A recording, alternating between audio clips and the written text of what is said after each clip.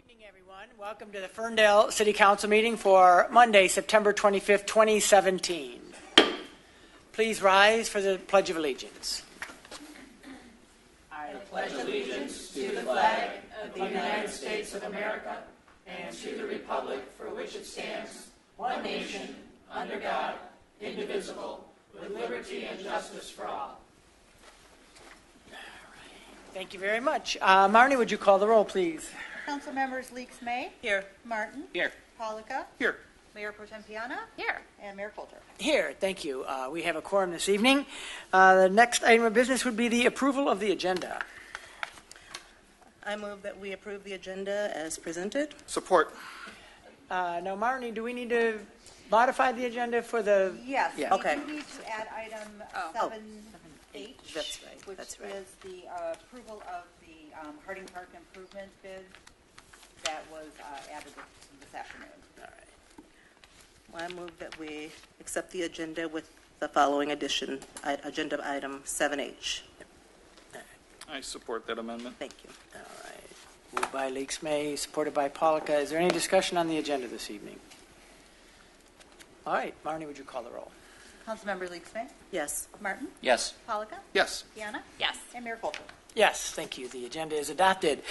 So now moving into the agenda, the next item is presentations, and we have 4 of them this evening. And the first one is our Oakland County Commissioner, Helene Zach, to give us an update on all things Oakland County. Good evening, Commissioner. Good evening, everyone. Want to let you know that we will be voting to approve the Oakland County budget this Thursday morning, and this is a 3-year balanced budget.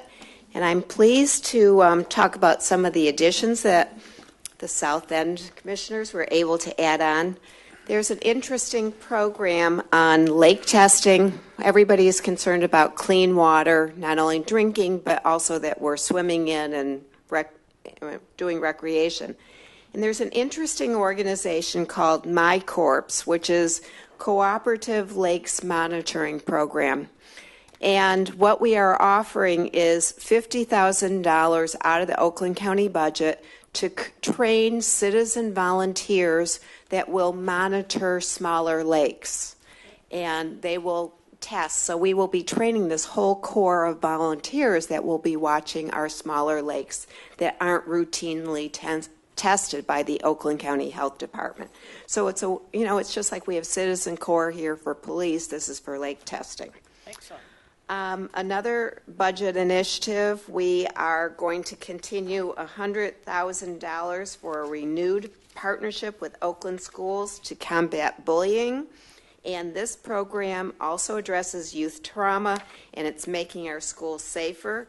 And this money from Oakland County will train someone from every school system on this curriculum. It's evidence-based so that we can continue, continue working on anti-bullying and other trauma initiatives throughout our whole Oakland County. A couple of years ago, we started our bi-party road funding, which impacted cities, so it's a matching. And we've rearranged that a little bit. We were able to secure $500,000 more per year for the next 2 years. So instead of having $1 million for a match, it's $1.5 million. The one caveat, it's going to end in 2020 when it's hoped that there will be more state of Michigan funding coming through from the legislation directly into the cities. But I'm excited. I wanted to get more road matching funding coming through quickly to help our cities. And it's a formula, and we saw some additional money here. So, Lloyd, you're aware of that? You're going to get that extra money? That'd be great. Every bit counts, right? Yes. There's some bridge funding. There's a newer food pantry in the Waterford Pontiac area called Oakland Hope. It's kind of like a Focus Hope model, and this has a thrift shop. It's another food bank initiative, and there was $50,000 bridge funding toward this initiative coming as well. A couple of other things I want to remind people about.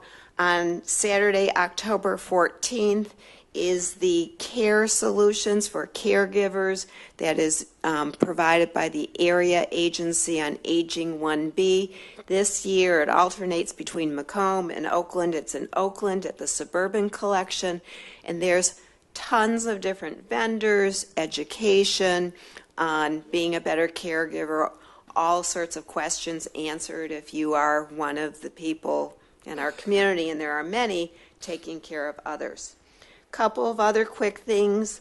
I do want to remind people about the initiative by our clerk to protect your homes against fraud. If you register ocmideeds.com, if someone's trying to take out a false mortgage, a quick claim deed, you will get an alert. And there was a greater problem a few years ago, but this is one of the ways to prevent against it. Finally, SEMCOG, Southeast Michigan Council on Governments, has done a great job mapping parks in our region.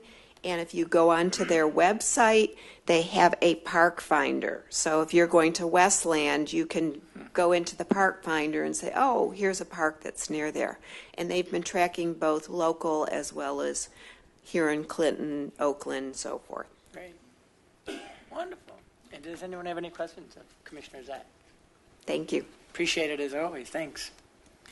Our next presentation is the Beautification Block Awards, I think. Are they here tonight? I don't see them. I don't see anyone from our Beautification Committee. All right, maybe they'll show up later. Item C is Ferndale's Open Data Initiative. And Joe, you're going to introduce that item? Or both of you? I'm not. I'll introduce the item. We have Tate Chamberlain with us tonight. Tate was the city's summer fellow from the University of Michigan. As you recall, the city partnered with the University of Michigan's School of Information program 2 years ago. Specifically, there's a component of that program called Citizen Interaction Design. That program involves working with the university through 2 semesters throughout the year, and in the summer we get a fellow to work on specific projects. This year's project involved moving the progress needle forward involving the city's Open Data Initiative with specific respect to the Police Data Initiative. Some work was done during the winter semester, and Tate piloted that work with the student group, and he moved that forward with the police department as part of the fellowship in the summer, amongst other things. So Tate will be introducing that project. Excellent. Tate, welcome. Thank you so much. I know a lot of people are aware of things like the new website and other exciting initiatives. There's a lot to be proud of in Ferndale. So I'm excited to talk about something that may not be quite as visible and some of you may not have heard of. But I think there's a lot of reason to be proud of some of the things that we've worked on. So right now, there are about 19,000 cities in the United States, 19,000 incorporated areas.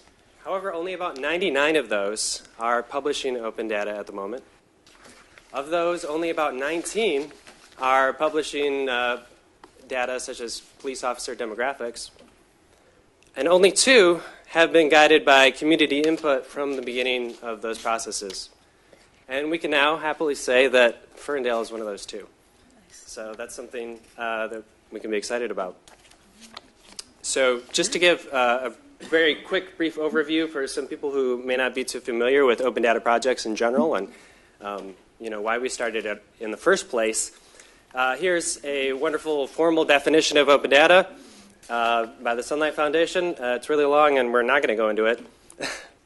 Actually, open data isn't a big, scary thing. It's really a very simple principle, which is the data that is produced and stored and contained by the government, particularly Ferndale in this case, should be free, freely available to be used, shared, and revealed.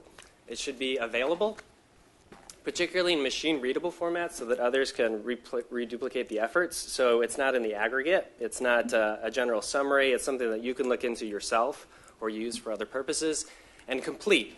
available in bulk so that you're not having to, say, rescan PDFs hundreds and hundreds of times in order to get to that data.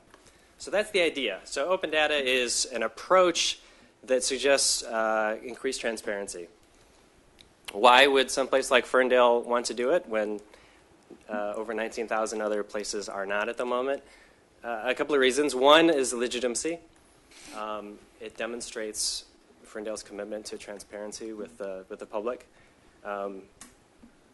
And that legitimacy actually creates a lot of benefits.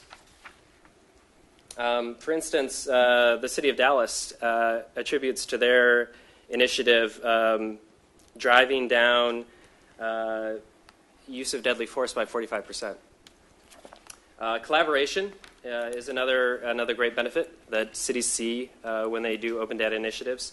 And you can see, for instance, the Transportation Department collaborated through open data with a number of different organizations to address a 7% last year increase in traffic accidents and traffic deaths. And they collaborate with the public and with commercial organizations around that. And finally, improvement. This is something that we can see more generally that, for instance, in the past 2 years, U.S. citizen satisfaction with digital services, particularly in open data cities, has increased 2 times. So they're twice as satisfied with those services. So there's a lot of benefits that we can look at, and that's part of the reason why we wanted to pursue the initiative. How did Ferndale in particular get here? It started with a couple of officers, one of them right over there, Sergeant Brown, who attended a White House initiative on 21st century policing. And they wanted, there they found out about the Police Data Initiative. The Police Data Initiative says that the police will release 3 open sets, 3 data sets related to citizen and police interactions. And they felt it was important, a good idea, and they decided to bring it to Ferndale. And then with the partnership of the University of Michigan, they were able to start making that happen last semester. One of the first things we wanted to do was talk to the community. So we organized a meeting of an open data task force, talked to members of the community, data experts, members of the police force, to get together and prioritize what data we were going to focus on and what we were going to release. One of the task force members mentioned we have to figure out how to foster better relationships. We're one big community. That was a quote from that meeting that we had. So we did things like dot voting, and together with the members of the task force, we prioritized what were the first things that we were going to focus on releasing. And I'm happy to say that part of the reason I'm here today is some of the results of that. So continuing to work into the summer, we now have data.ferndalemi.gov, which is an open data portal for the city of Ferndale. You can go there right now and check it out. And we have a number of data sets that we can talk about there. Here's a picture of it. We can talk about just a quick view of a couple of the data sets that released. One is officer demographics. So you remember only about 19 cities in the United States right now are releasing information about that. Ferndale is one of them, and it's freely available now. Some information about that, and also contextual information about, how do the demographics of the officers relate to the demographics of Ferndale itself, and a lot of information about that. Ferndale crime data, historical crime data going back to 2011 is now available for the first time. So we're very happy about that. And one of the things that we were really able to do and we're thankful for is the pioneering partnership with the police department. We're able to expand that into the city itself, and working with a lot of the people like Joe and Dave Mavilla and many other people in DPW and other groups to take some of those processes, the documentation, the portal, the things that we were learning through that process, and apply them to many other things. So we now have a new development map, so you can see where is the development currently and where is planned development in the city of Ferndale, and that is being updated monthly. You can see things like city-owned trees and where they are and what their condition is, and a number of other data sets of interest to the community, and hopefully that will continue to expand. So finally, just a couple of next steps that we're looking at. One is the police have agreed to participate in the Ann Arbor Data Dive, which is something like a hackathon, if you're familiar with that concept.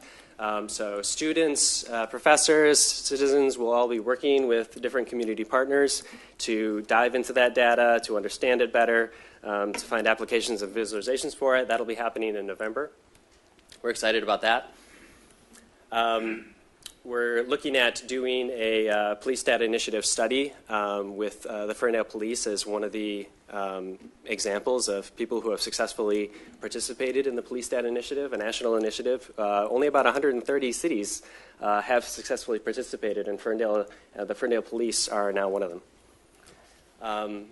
We're looking to continue with task force guidance, particularly with records management, and also to continue to seek feedback from citizens with the Open Data Task Force in the future. We're looking at the possibility of suggesting an open data ordinance for the city of Ferndale. And the idea there would be to really just codify that approach. The idea that by default, also taking into consideration privacy concerns and things like that, that data information should be more easily accessible by the public.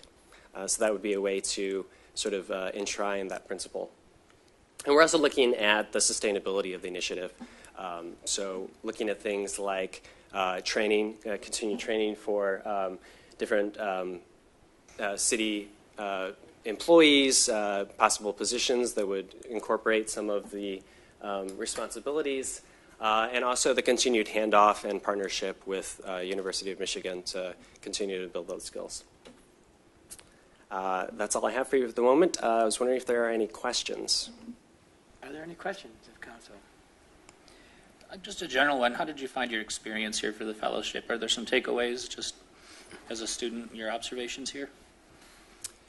Yeah, I think one of the biggest ones is the sense that students operate on kind of a semester basis. But an initiative like this to really reap the benefits for a city and the citizens and the police department needs to be much more long-term. So I really think you can't approach it with a short-term view. I think this is a years-long project. One of the things we're thankful for with the university's partnership is that the commitment with Joe and the city is a 3-year commitment. But it's something that is, I think, a long-term commitment, and that's something to take into account. You just can't get everything done in a summer. Thanks. Well, thank you very much. We appreciate Thank it.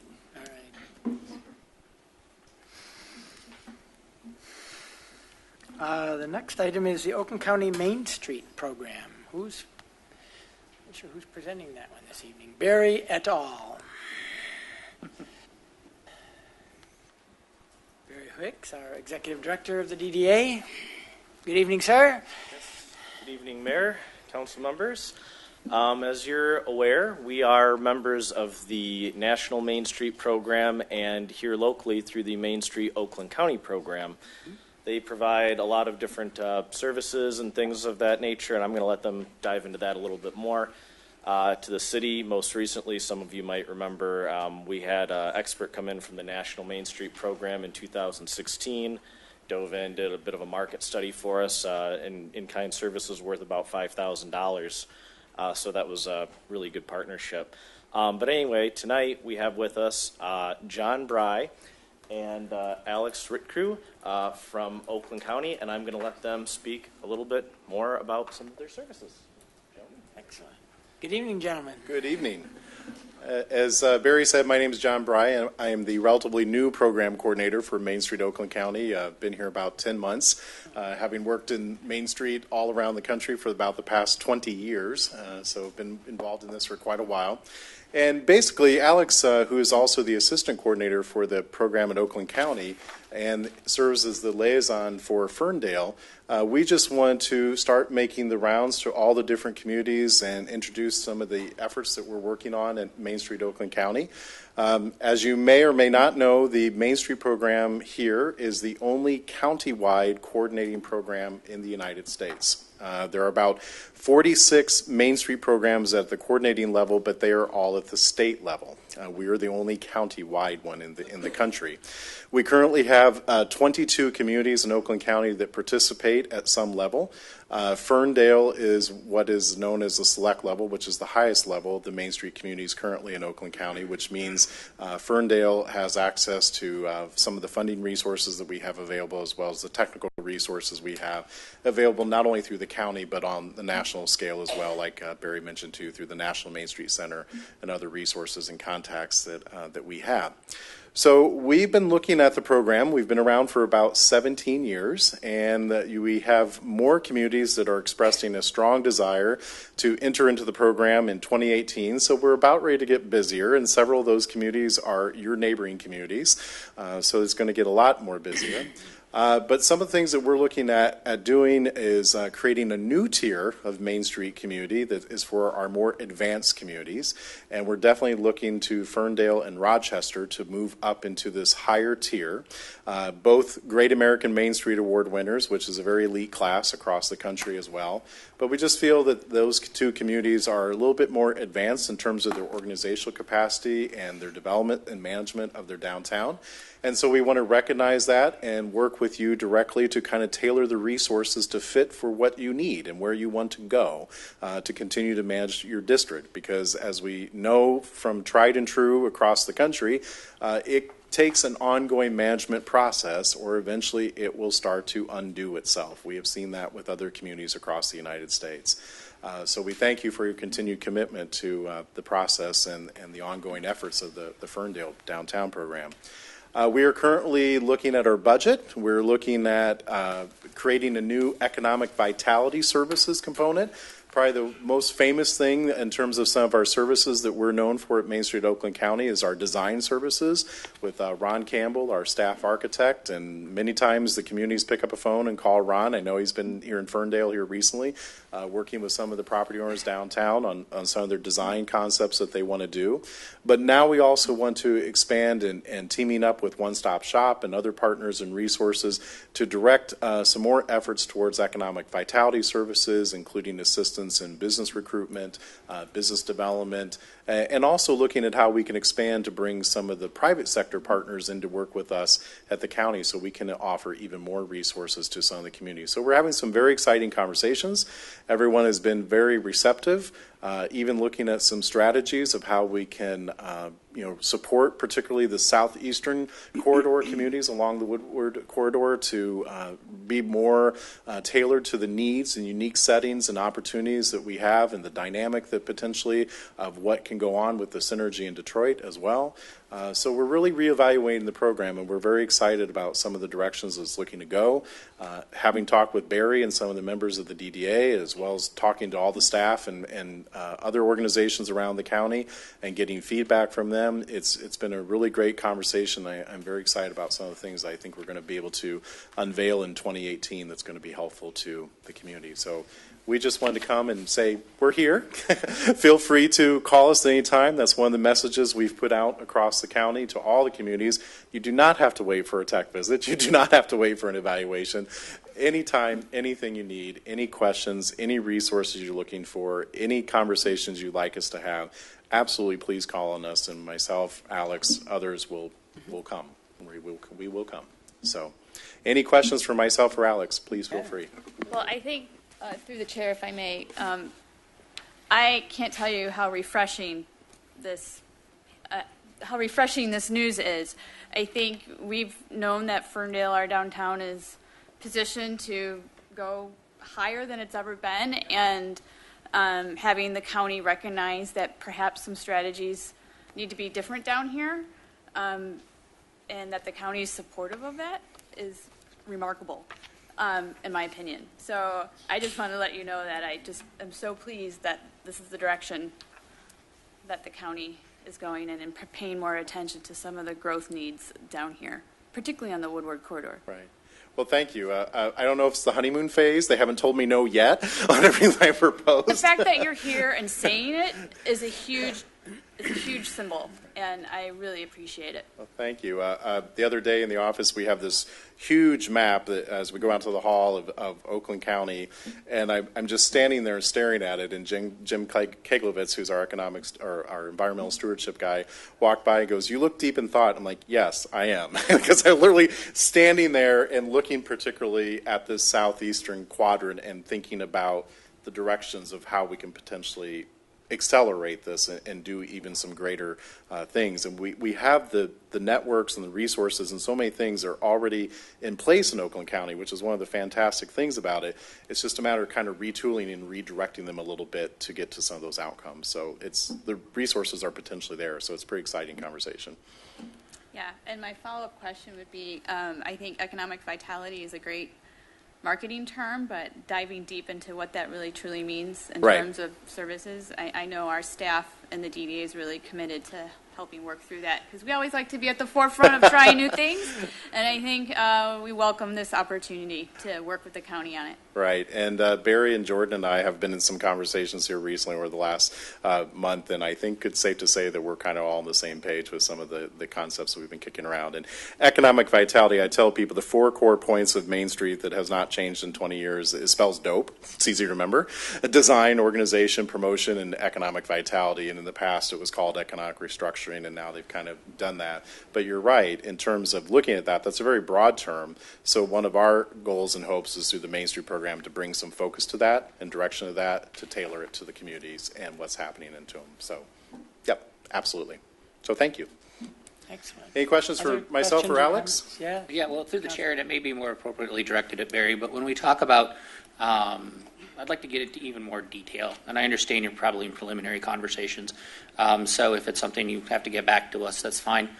But when we've identified what those specific needs are for our downtown and our Ferndale, I think we're all carrying around our own bag of ideas that we think our next steps should be. What is our development team, and what's the view of the DDA communicated already to the county of what those customized needs for us would be? What are we looking for? Well, in one word, parking certainly comes up. I know we're not the only community that's I'd like to facing call it that. mobility. Let's focus on improving mobility in our downtown. Yes, that's definitely one of the things is transportation and those types of related items. So I think that kind of surfaces off the top of my head. But we have had a couple other conversations for what that might include, and we'll certainly bring it up as that gets more fleshed out. But that was the number one thing. And the other thing that I recall was marketing and communications, and I know that's another thing that's big on our minds right now with some of the development that's happening downtown. We've been having discussions about that all year. So those are kind of the And you're two big confident, ones. or you feel like this partnership with the county will help provide and flesh those things out as time moves forward? Because we're on a pretty short time frame from a communications perspective, and when it comes to mitigation for our construction next year.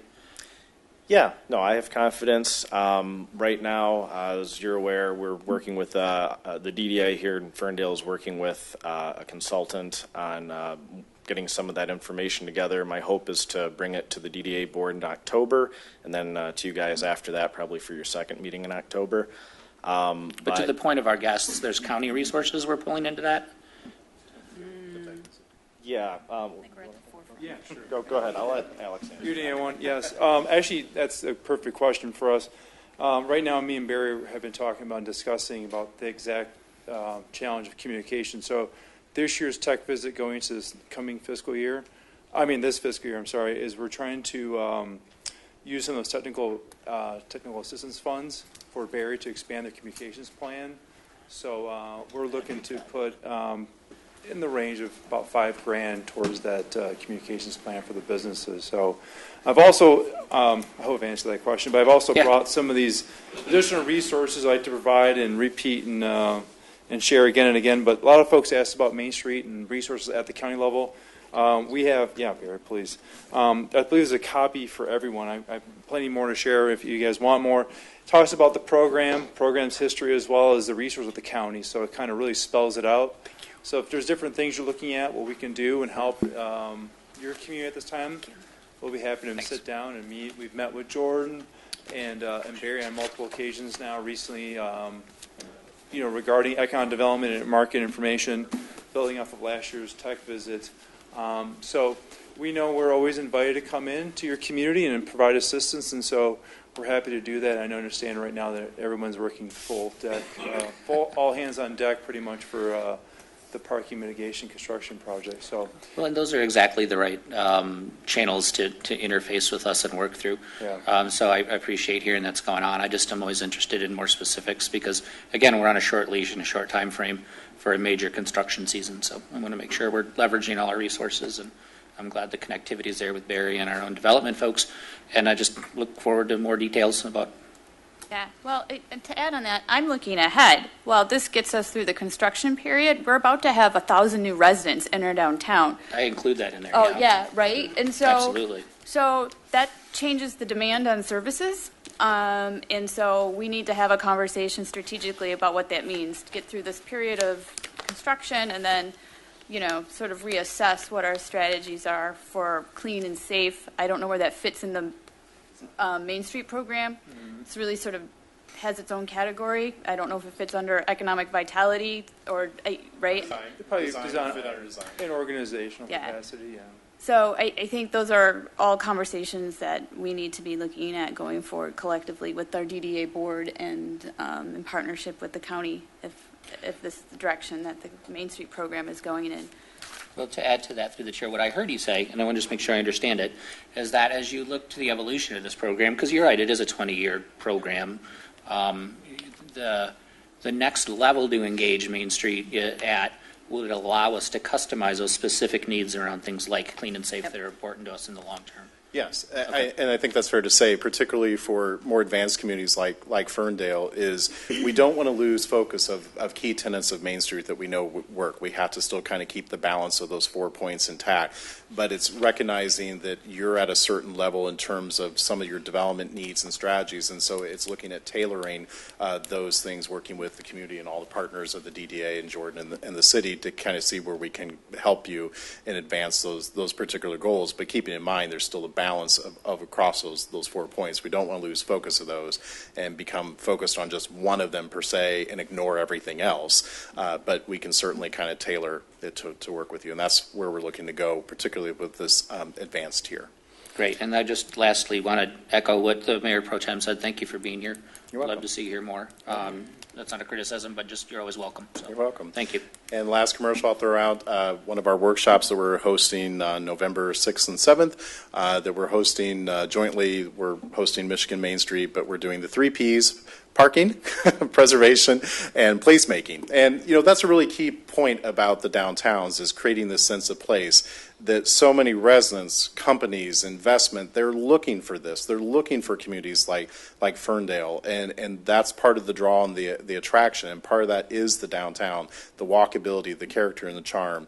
So we have a full day and a half platted out. The host community will be in Pontiac, and we're going to have a deeper dive about some parking strategies. We have a really great panel there with the Plymouth DDA, Annika Norris with Rich and Associates, Mark Nikita from Birmingham, all coming together to talk about parking strategies for downtown. The second component, it will be a placemaking discussion development there, and the following day, our own Ron Campbell and a gentleman from the Michigan SHPO are going to talk about these early 20th century buildings that are very popular, particularly in the southern part of the county, and very unique as part of the identity. So we're going to talk about how these smaller, maybe people consider them nondescript, but they are unique historic buildings that we do want to encourage people to kind of work into their development plans.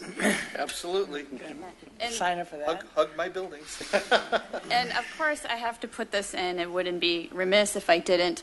As you know, I am a huge transit supporter, but 76% of Ferndalians voted for the transit millage. And so when you talk about placemaking and the health of our downtown, you have to have transit as part of placemaking. So it would be great if the county would explore those conversations as well, because that's a huge need for your southern cities in South Oakland County. Thank you. Thank Appreciate you. your time. Thank you. Thanks. Appreciate you coming. Appreciate it, guys. All right, next item of business is call to audience, and this is your opportunity if you're here with us in person and want to address council on any issue that's not on the agenda, because you can speak to that when we get to that portion of the agenda. But if you want to come up and give us your name and your address and 3 minutes to talk about whatever you would like. Hi, I'm Sharon Schatz, and I'm here representing the Ferndale Community Concert Band. For those who are unaware of who we are, there's always confusion about us being a part of the high school band, and we are not. We're an independent adult band.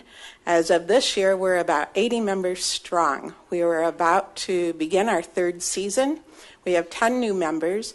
And we have the fortunate opportunity of every time we have a new member join us, they seem to be more and more talented. And so the execution of the music is becoming more fun, more elaborate. We're up to 7 percussionists. So we have a phenomenal ensemble this year to present. I want to start out by first saying thank you very much to the Ferndale Community Foundation. Because of the foundation, we were able to purchase an over-the-road banner. And so we hope by having a road banner presented across 9 Mile just prior to our concerts that we begin growing our audience with the cooperation of Mr. Larry and the DPW. They've guided us through this process. So I hope when the season comes again for nonprofits, having the opportunity to apply for grants for the Ferndale Community Foundation, that more of our community nonprofits take advantage of that opportunity.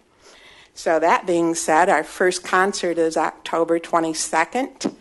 It's on Sunday. It's at the high school at 3 o'clock in the afternoon. It's screen and stage. You're going to recognize a lot of the music that we're playing. It's fun. It's Star Wars. It's Wizard of Oz. It's The Wiz. It's a whole combination of fun music that everybody will recognize. This Saturday at Valentine Distillery, we are holding our very first fundraiser. We're having a euchre tournament. We're kind of partnering with the Chamber of Commerce. They're doing a euchre party. I believe it's October 13th. So we're going to do ours first. They're going to do ours second. Our tickets are $30. It includes a chili supper and snacks. There'll be a basket raffle, a 50-50 raffle, a euchre penalty bank available. Valentine is creating signature drinks for us, and so the drinks will be at a cut rate price of $5. There will also be samples of their liqueurs from Valentine that you'll be able to purchase for $2 or $3 just to sample, and that money goes directly to the band. So if you'd like to purchase tickets, I have tickets available with me, or you may go to our website at FerndaleCommunityConcertBand.org and purchase them with a PayPal account with your credit card or debit card. So thank you very much. Excellent. Hope you'll see you there. Thanks, Sharon.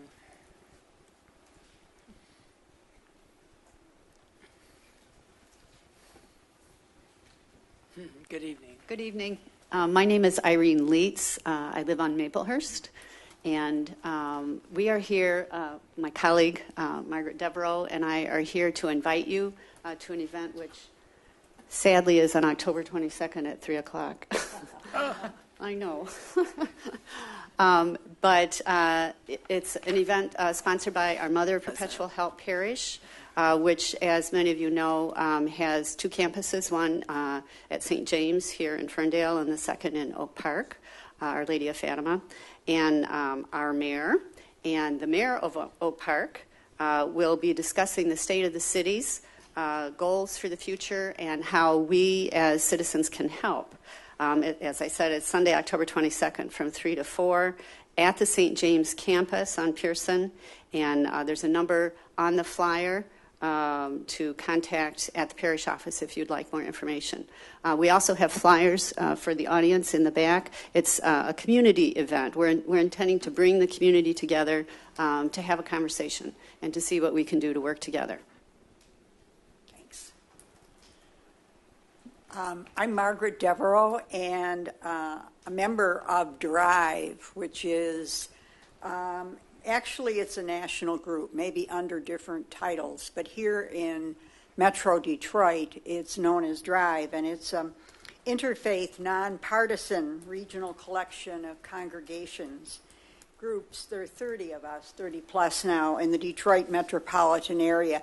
That's what attracted me. There aren't many movements that take in the suburbs and the city, and this does. And we're committed in DRIVE to confronting the racial, social, class, geographic, and religious barriers that divide the heart and soul. And so DRIVE is working to build relationships and working together on issues that strengthen our region. So I hope that you can find an opportunity to join us, and we'd like to hear from you if you have any questions.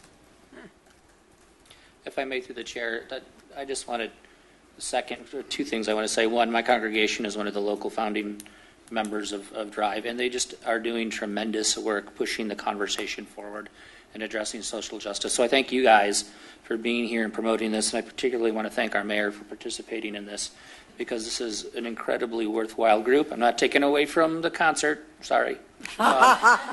But this is a group that I've seen have really great conversations and not shy away from hard issues.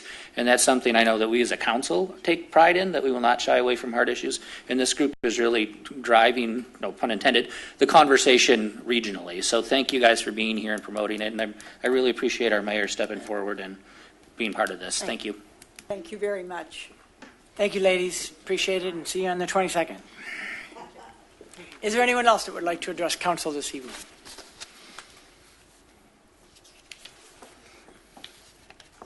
All right. Seeing none, we will move on now to the next item of business, which is a public hearing. And the public hearing is a consideration of a special land use medical marijuana application for 1921 Hilton. And Jordan, I think you're going to introduce. Justin is going to introduce this item. Tell us what it's about. Maybe more specifically what it's not about, because I think there might be some folks here who think it's about something that it's not, but that's all right. Justin, it's all yours. Good evening.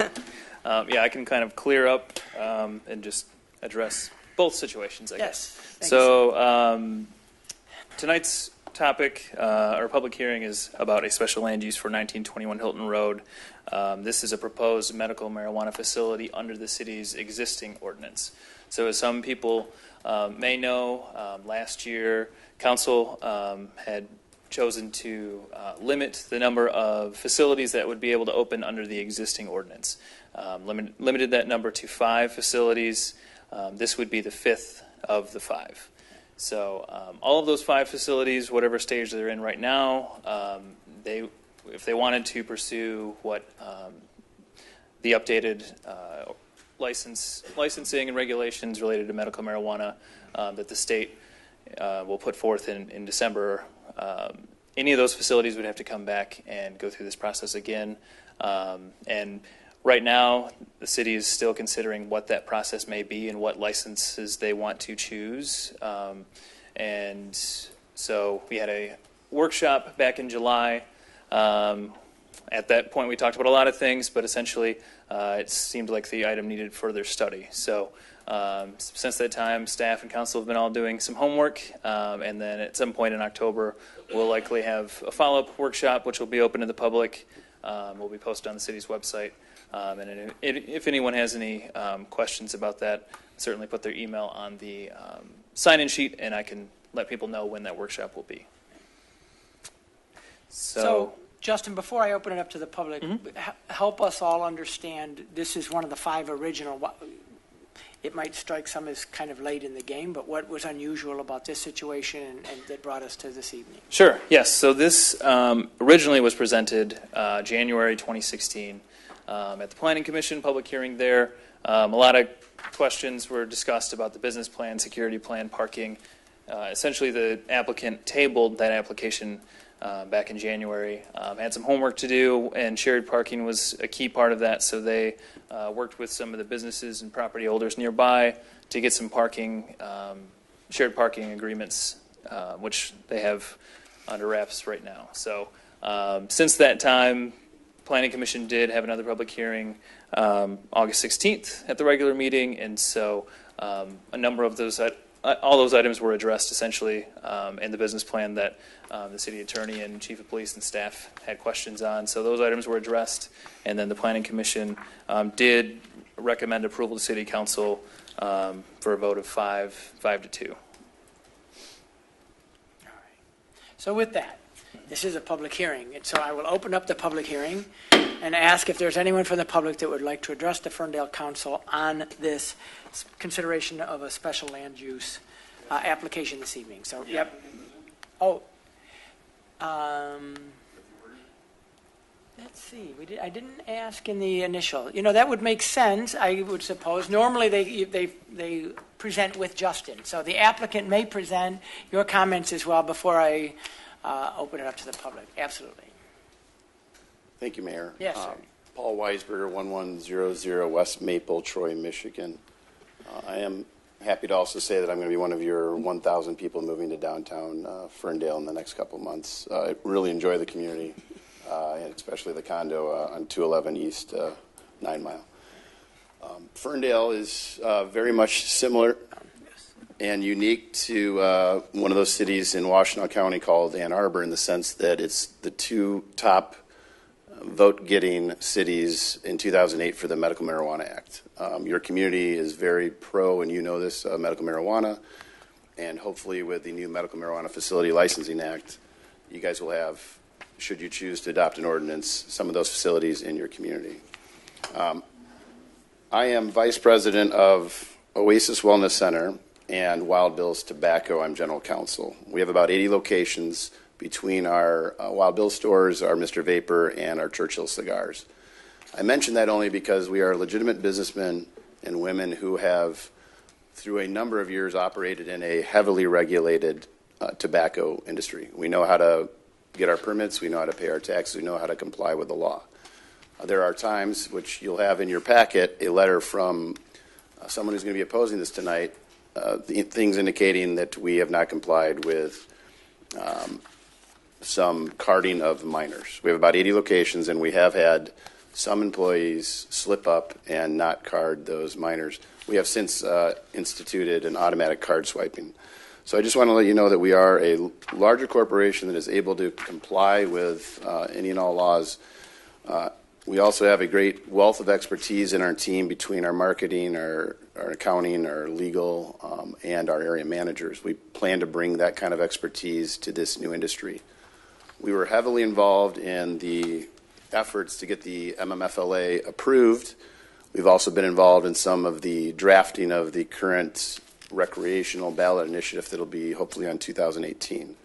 We are actively involved in this industry in every component except actually growing and selling marijuana. We have not chosen to get into that until our application now, so that we can bide our time and make sure that we have the right location in the right community.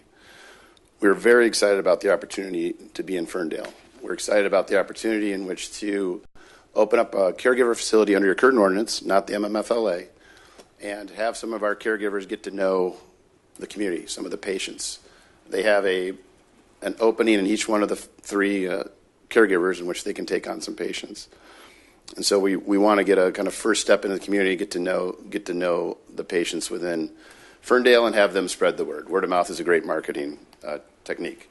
I will not stand before you and tell you that we will not be trying to work with City Council in a work group session or lobbying for the city to adopt an ordinance which allows for the MMFLA.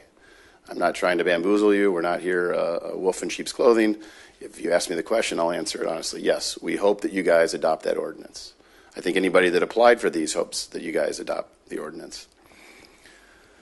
If we could just go through a few notes. I know you guys have quite a lengthy packet from Justin, and more specifically, you have quite a lengthy packet from us. Presuming that everybody at City Council reads that, I'm not going to stand before you and spend 20 minutes reading our packet.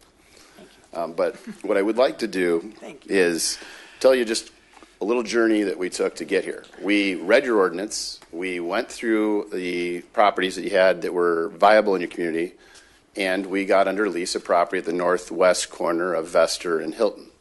It's in the M1 district. It's bordered by MDX2, it's bordered by M1, and it's bordered by commercial. It is where you guys wanted these types of facilities to go, and I suspect when you get done with your MMFLA ordinance, you'll probably find that that's probably a similar place where you're going to want them to go, generally speaking. And so we did so with great thought, and we spent quite a number of years working through the process and paying rent to try and fill a building that right now has a dilapidated parking lot and is in need of a tenant. One of the main issues that came before us at the last planning commission the first planning commission, was that we didn't have enough parking to meet the ordinance. We since then went out and secured 8 parking spaces to the north of us at 155 Hilton. And we actually did that in 2 ways. First, we secured 3, and then we secured 5. We felt like we wanted to make sure that we had more parking. We do have 8 spots that are in front of the space. One of those is handicap, and we intend to have those be used by the customers. We intend to have our employees / caregivers park in the reserved spaces to the north. Under your ordinance, and I want to be clear on parking because it's going to be an issue. We've been through these already. We've had 2, and we know that parking is going to come up tonight. When you do the calculation, and you'll see in the staff report, and you'll see in our conclusion in our parking analysis, that we need 1 space for every 250 square feet of floor area. Floor area is defined as 80% of your gross floor area. We have 3,200 square feet. If you do the math, it rounds up to 11 spaces. We've provided 8 in front and more than 3 off-site. If you measure that as a retail use, not just a medical office, as that's the way it's calculated. If you measure it as a retail use, if this were a clothing store, Jimmy John's, whatever, a retail use, it is the same parking calculation, 1 per 250 square feet. We would meet that as well. On top of meeting that on-site parking requirement, and this is per your ordinance. We didn't create the ordinance. We didn't tweak the ordinance. This is your ordinance. We meet the ordinance. But on top of that, the city has contemplated and does allow for on-street parking to be calculated. Despite the fact we don't need that, you'll see from the materials we provided and the map in front of you, I think Kevin has placed it right here. It's probably too far, but you have that in your packet, that there is a lot of parking that's provided along Hilton, Vester, Rosewood. This is on top of the parking that we've discussed. You'll also see in our packet there is plenty of parking that is provided on site for most of the businesses. We have highlighted those in yellow. The point is that the parking that demands that are required in the M1 district usually are not extensive like a retail district, but we have provided the parking that's required on your ordinance as well as the other surrounding buildings providing it on site. And normally, I wouldn't get down to what the arguments might be of the other side, but it is in your packet. And I think if I don't address at least a couple of them, I think some have been addressed by Justin and cleared up tonight, I will forego the opportunity to be able to address those. So, and I also think it bears weight on the application before you tonight. And so if you bear with me, this will take about 1 minute. I'd like to address the letter from Evan Call, which is representing Jeremy Urban, who is the owner of the head shop just to the south of us. The gist of the first argument, the first 2, are that this facility cannot exist and that the City Council should be very weary of approving something that's going to sell marijuana in violation of the Medical Marijuana Act. It's going to sell marijuana that would need an MMFLA license.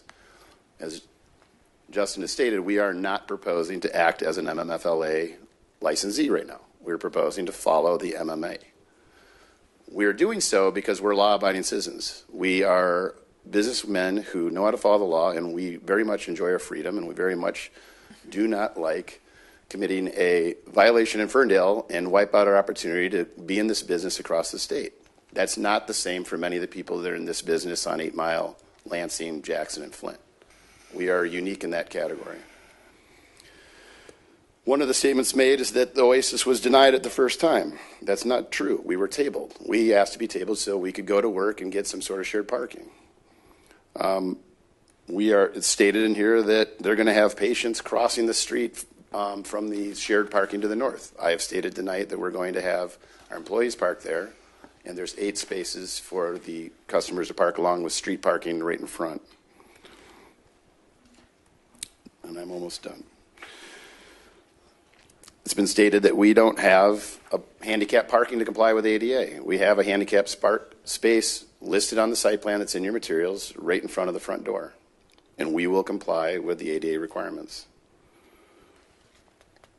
It's stated that we limited our caregivers to 3 so that we could somehow sneak in under the parking ordinance or show you a less intense use.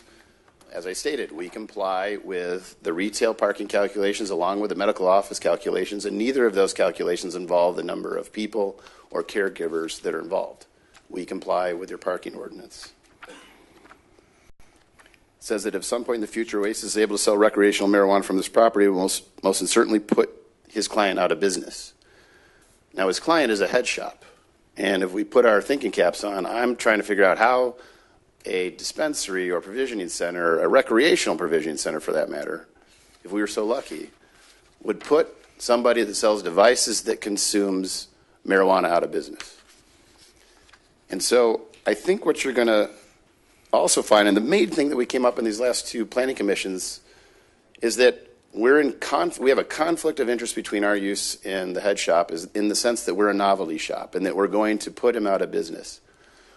We, at the last planning commission, and Mr. Martin was present, before a vote could be taken, we conceded that we would be willing to not sell paraphernalia in that location, and we would amend our application accordingly. Please let the record reflect that we, again, state that we will not sell paraphernalia in that location.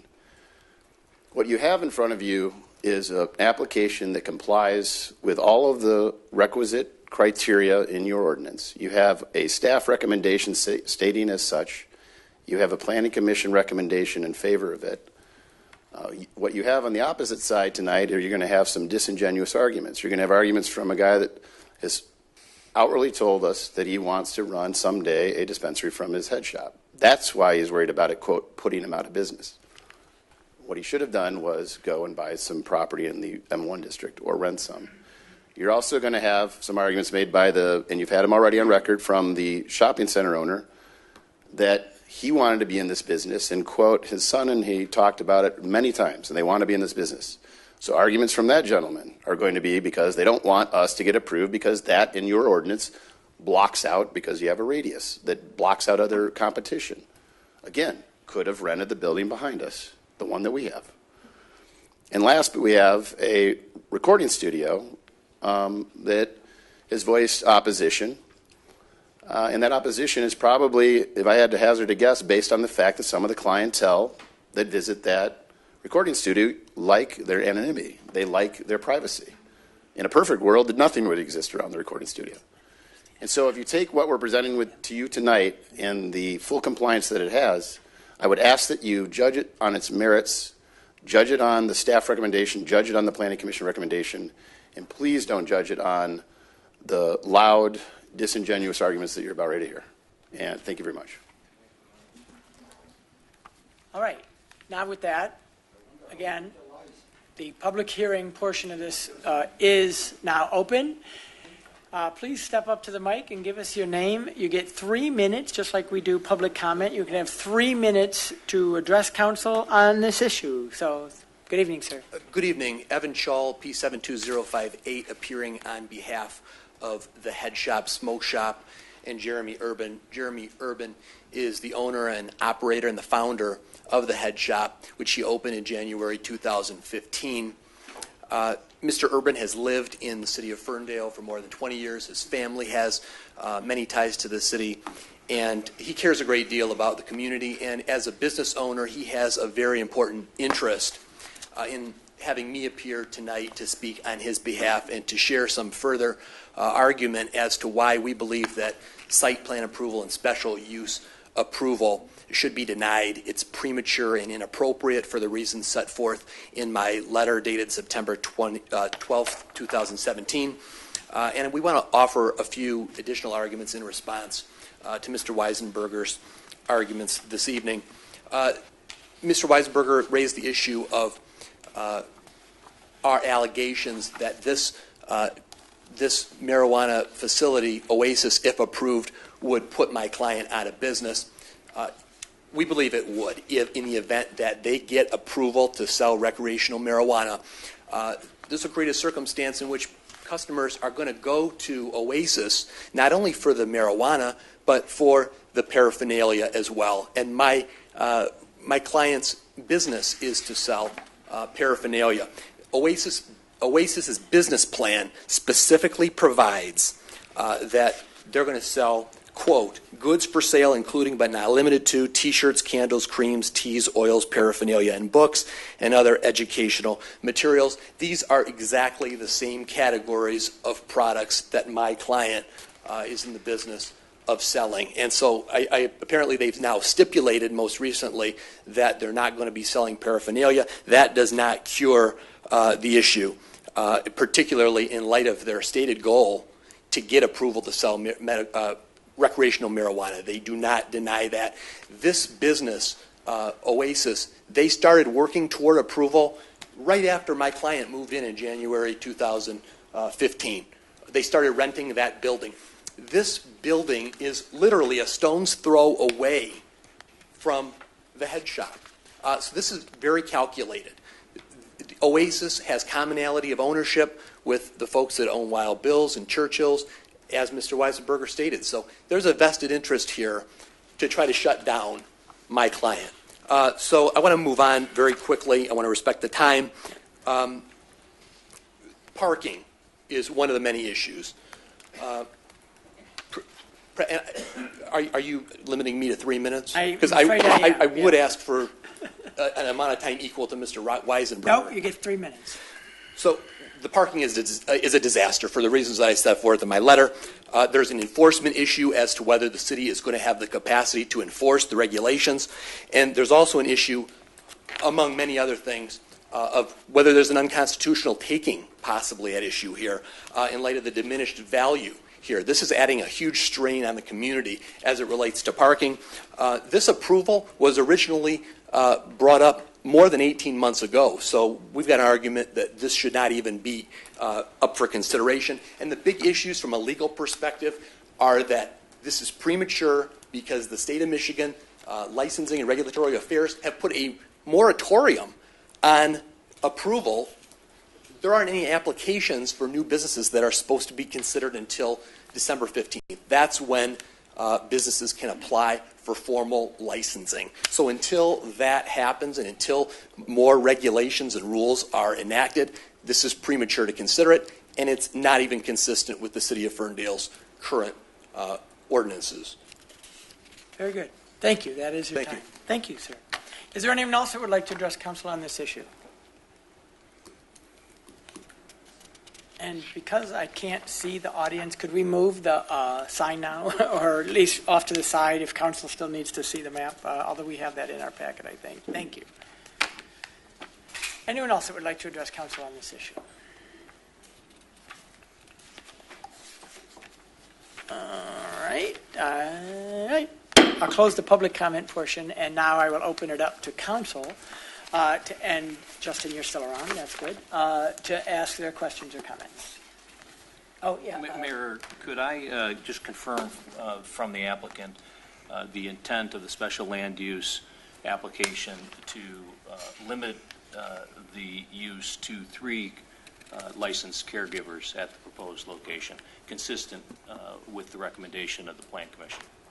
The short answer is yes. Okay. Thank you. All right. Are there questions of council? Questions or comments of council?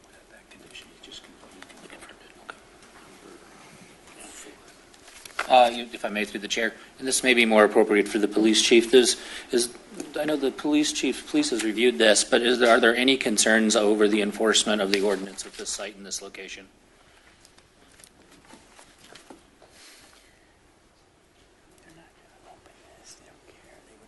Through the chair, Councilman, we have reviewed this. We have had to make several adjustments to some of the proposals, but again, we have 5 licenses that have been issued.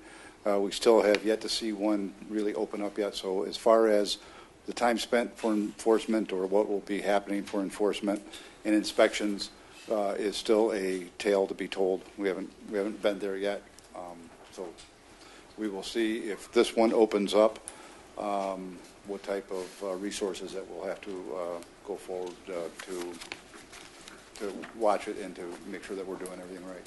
All right, thank you. Other questions or comments? I think I have a question of clarity for our legal counsel about timing and process. Given that this has been in the pipeline for 2 years, and they were the first to apply, and then we put a time frame around getting your site plan approved from 24 months to 18 months. I'm not sure where this falls in with that timeline, but all the while we have been watching closely state law changes, and we knew state law changes were coming, and now December 15th, or I don't know the exact date, is the new law coming down, which we are revisiting and going through that ordinance now. So where does this sort of fit? Well, through the chair, it fits under the current adopted ordinance that council adopted after the initiated law back in 2008. Right. And so that is, while council did pass a resolution putting a hold in place for a study period, that directive to staff did expire, and this particular applicant was in the mix of applicants that council authorized to proceed forward under the existing ordinance. Again, just for everybody, this application is not under the new one, under the Medical Marijuana Facilities Licensing Act, but rather under the initiated law. And that's why it was important for the applicant to acknowledge the limitation on qualified caregivers that the proposed facility would be limited to, and further, any type of desire should council adopt an ordinance that would allow the new provisioning centers under the new law, any attempt to come back or change and take advantage of the provisions of that new statute would have to come back to council. There would not be an ability for the applicant under the existing ordinance to get the benefit of that new licensing act without council approval. If I can summarize that legalese into people language, everyday language, is that we are approving this under old ways, but they have 3 months to get up and operate with the no. They would. This is under the existing zoning ordinance and licensing act, and that the new state law doesn't, in and of itself, repeal the existing Ferndale ordinance on this topic. Ferndale and this council may or may not elect to allow the 5 category of licensees that are authorized under the Medical Marijuana Facilities Licensing Act. It's studying that issue. It has not decided.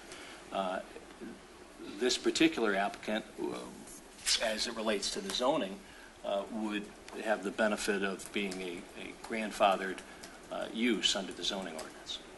But just for the application as it exists today. Exactly. Not for anything new the state passes that That's have correct. to come back here That's before any of that activity is allowed in the city. I almost thought you were going to say something that would have been surprising to me, but maybe you were. Is it within the right of the city of Ferndale to offer both the new licenses under the new rules promulgated for December and continue the original 5 under the 5 caregiver rules that could we do both? You could. We could. I mean, I don't think that's what the staff recommendation is going to be to council. I don't either. But it is not. But it never occurred to me It's not that an either or. those 5 could continue to operate Within the framework of or their try to special land operate. use approval. Yes, under the special land use. Well, if I may, going off of that, if for whatever reason new applicants are first in line to secure dispensaries or processing facilities, what then happens to, and let's say we only limit them to 3 each. What happens to the other 5? Do these 5 caregiving facilities have to then close because we've changed the laws? Well, the answer as to that question as stated is no, they would not have to close. But again, the discretion of council as it relates to the form of the possible ordinance that you may consider is still evolving. It is possible at some point that the existing zoning provisions regarding medical marijuana facilities under the initiated act of 2008 may get amended and repealed at that time, but still they would still be authorized to the extent they're open and continuing to operate, be allowed to continue as pre-existing lawful non-conforming uses. But only in this model. But only as it relates to the extent of their special land use approval, which is 3 caregivers. Right. And you mentioned zoning, and right now we only allow these facilities in M1 and M2, correct? I would defer to Justin as to the And zone office districts. service. And office service. Okay, so C2, C1, those areas are not eligible for these type of facilities. And I would assume, well, maybe I shouldn't assume, but there's a possibility that the new licenses will follow the same zoning ordinance as the current one. So it's very possible that even the new facilities, that come down the line may never come in a C2 area. It's up to us, as I understand. It's up to us, but the recommendation. The initial recommendation is- Initial recommendation was that we keep the zoning as The is. existing zone. Yeah. Right, and with many of the distance requirements to parks and churches and things like that, really, those zones are the most appropriate, Right. at least that staff's recommendation to Right. come. Through the chair, if I may. Of I have course. a question, it's actually a question probably for the chief and for the applicant. To the applicant first, sorry. I heard you speak about what we could expect to hear tonight regarding opposition. What I didn't hear you talk about was the concerns regarding the safety from the family members. I particularly happen to be a family member up here, mother of 5, so I take very seriously the letters that I get from people who are concerned about this type of establishment. So if you could maybe explain how the safety measures that you're taking regarding this, or if you have any concerns regarding it, because there are people that do.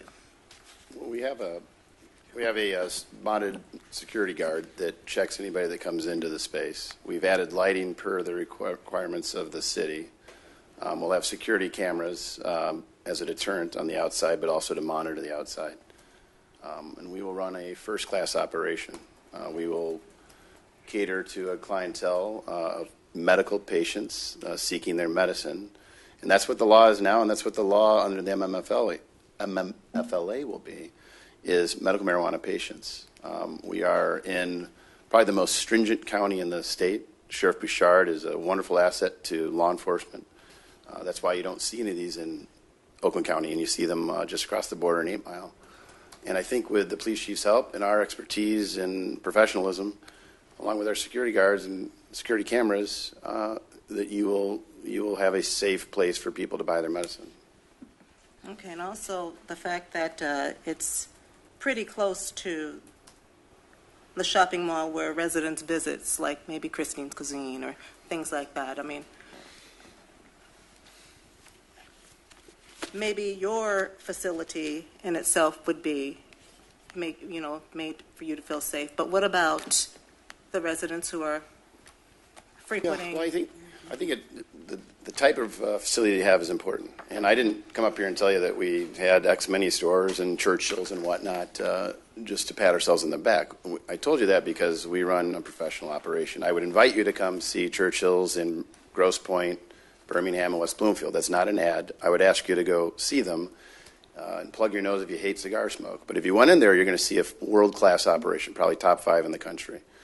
And we're going to bring that same decor, same architectural flair. We're going to have an environment that invites a safe place to visit. This is not going to be some bulletproof glass behind the counter.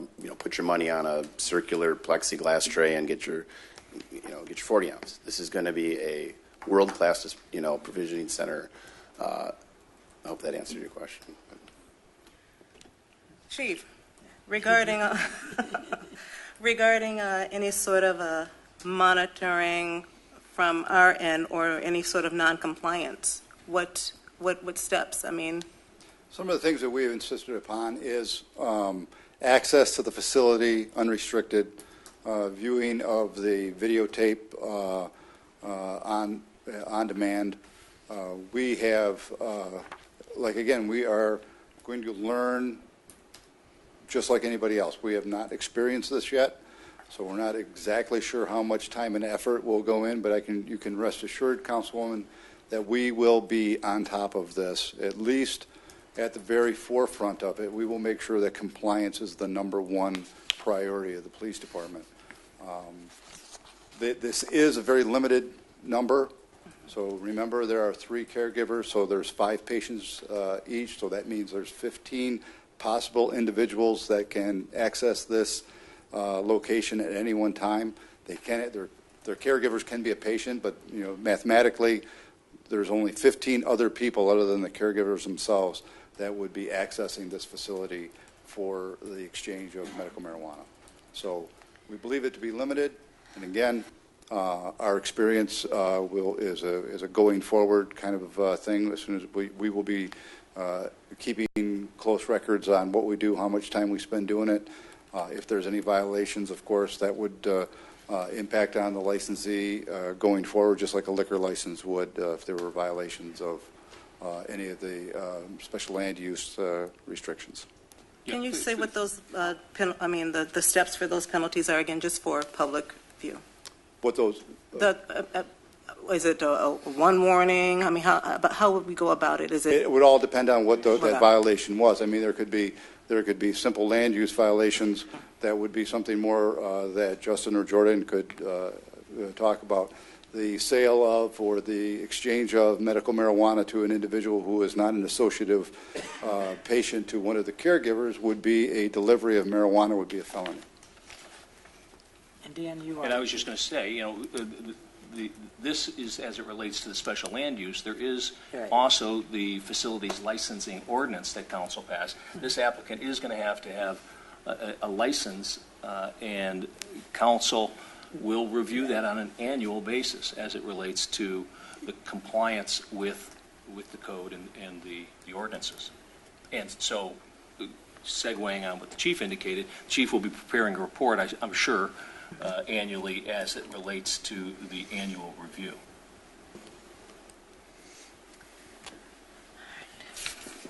So I have just one question of Mr. Weisberger, is it? I'm sorry, is it? Yeah, is that correct? Weisberger.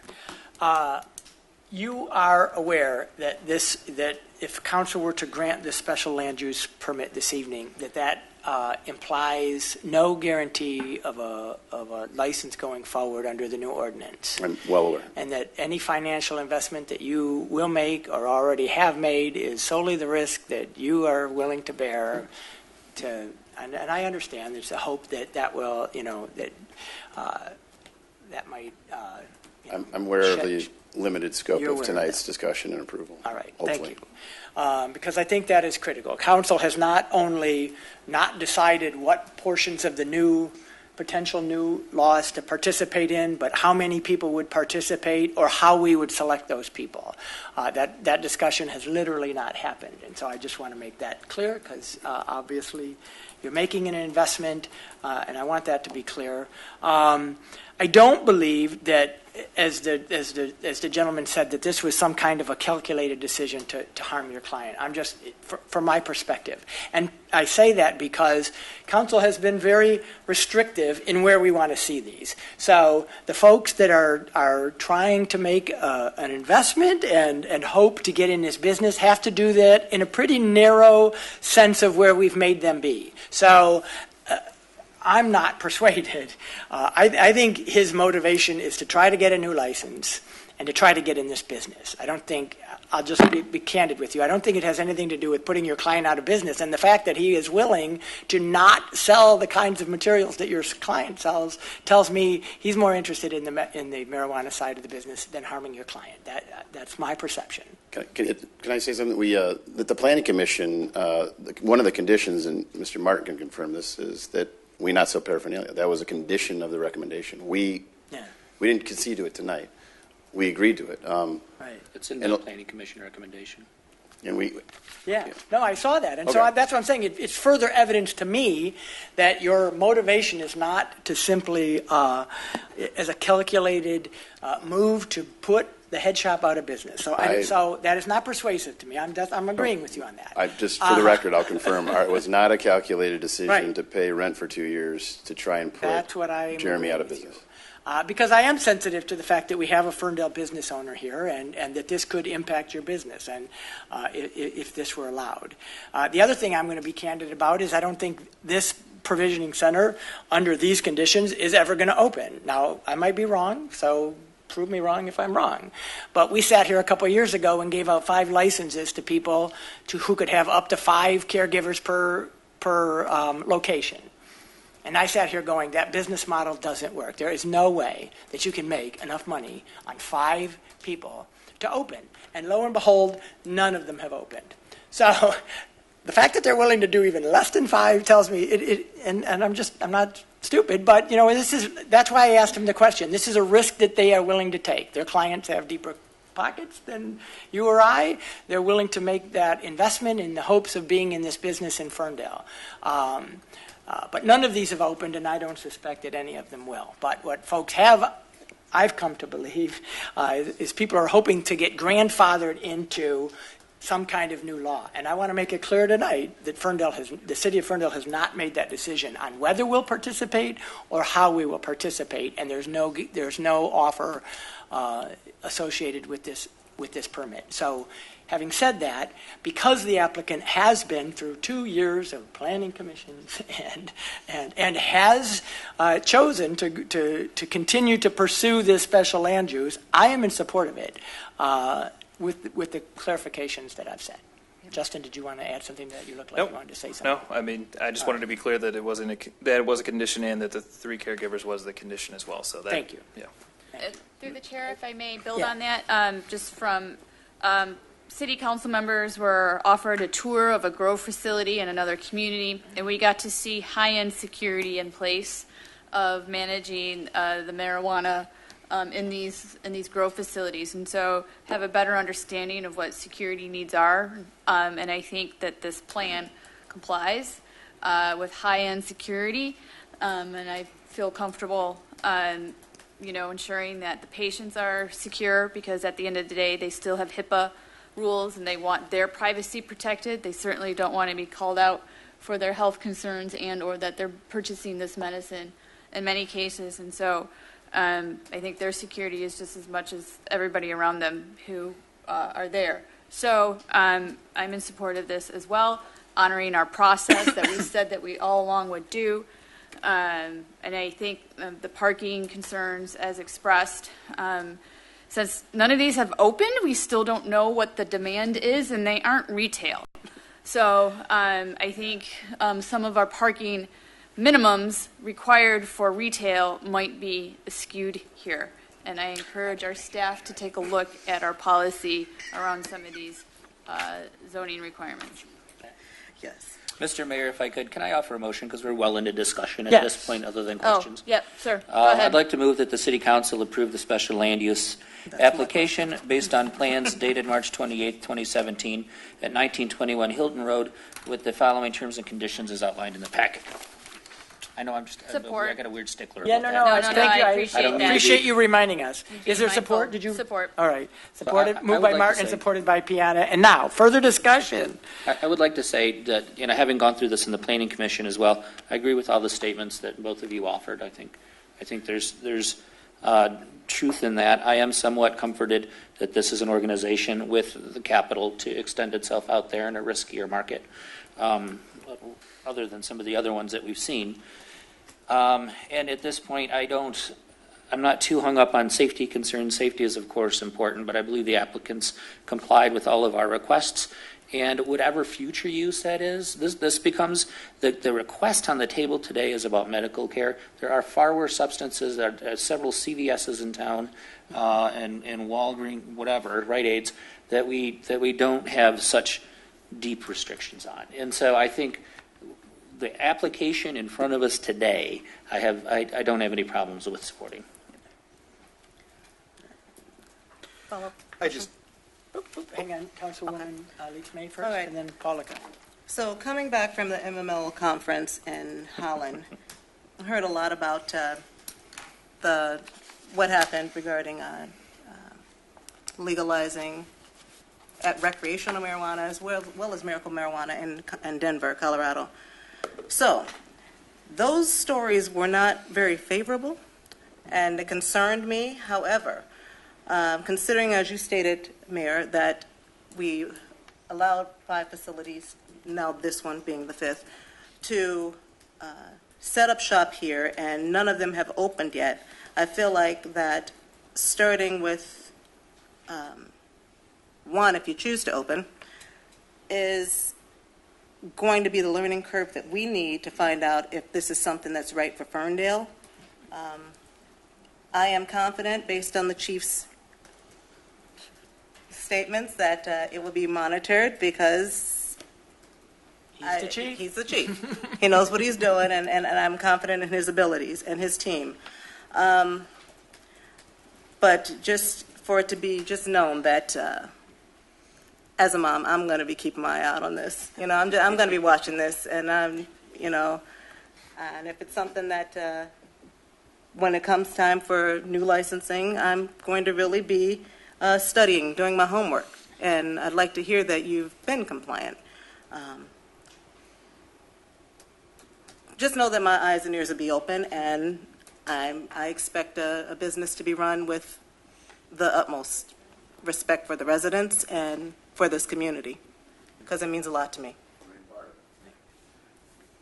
Now, Councilman Pollock. I just want to say that I have a hard time denying the applicant. They've met all the criteria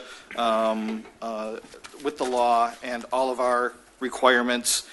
And I can't deny them on location because the first applicant that we approved was on East 9 Mile across from a restaurant in front of residential homes.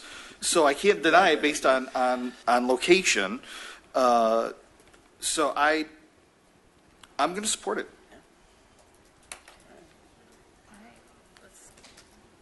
Any last discussion? All right. We have a motion and a support. Marnie, would you call the roll, please? Councilmembers Martin? Yes. Polika? Yes. Piana? Yes. Leach May? Yes. And Mayor Coulter? Yes. Thank you. That item is adopted. Thank you, gentlemen. Appreciate your time. All right. Thank you, everyone. All right. Our next item of business is the consent agenda. Consent agenda items are those items that council considers routine and we enact in one motion unless council removes something from the agenda, from the consent agenda. Let me read that for you now. Item A is the approval of the regular meeting minutes of September 11, 2017. Item B is the approval of a proclamation commemorating George and Elsie O'Neill's 60th anniversary. Item C is the approval to adopt a resolution of condolence for the family of Betty Laframboise. Item D is the approval to adopt a resolution moving the second regular meeting of council to December 18th, 2017 at 7 p.m. and the first regular meeting of council to December 18th, 2017 at 6:30 p.m., consistent with the rules of procedure as submitted by our city clerk. Item E is the approval of a purchase of 11 workstations in the amount of $15,591 from the general fund. Account number is listed. Item F is the approval of the low bid of $53,300 from Scodeller Construction to perform the 2017 pavement joint and crack sealing program. The expense to be charged to the capital outlay streets project line item. Item G is the approval of the low bid of $23,190 from Marine City Nursery, Inc., to perform the Garbett Park M102 landscaping project, the expense being charged to the general fund parks improvement line item as noted.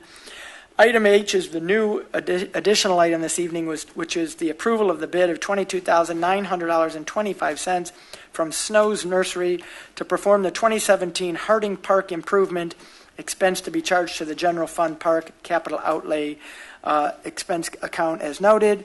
And finally, item I is the approval of the bills and payroll as submitted by the city manager's office, subject to review by the council finance committee. What is council's pleasure on the consent agenda this evening? I move to support the agenda as presented.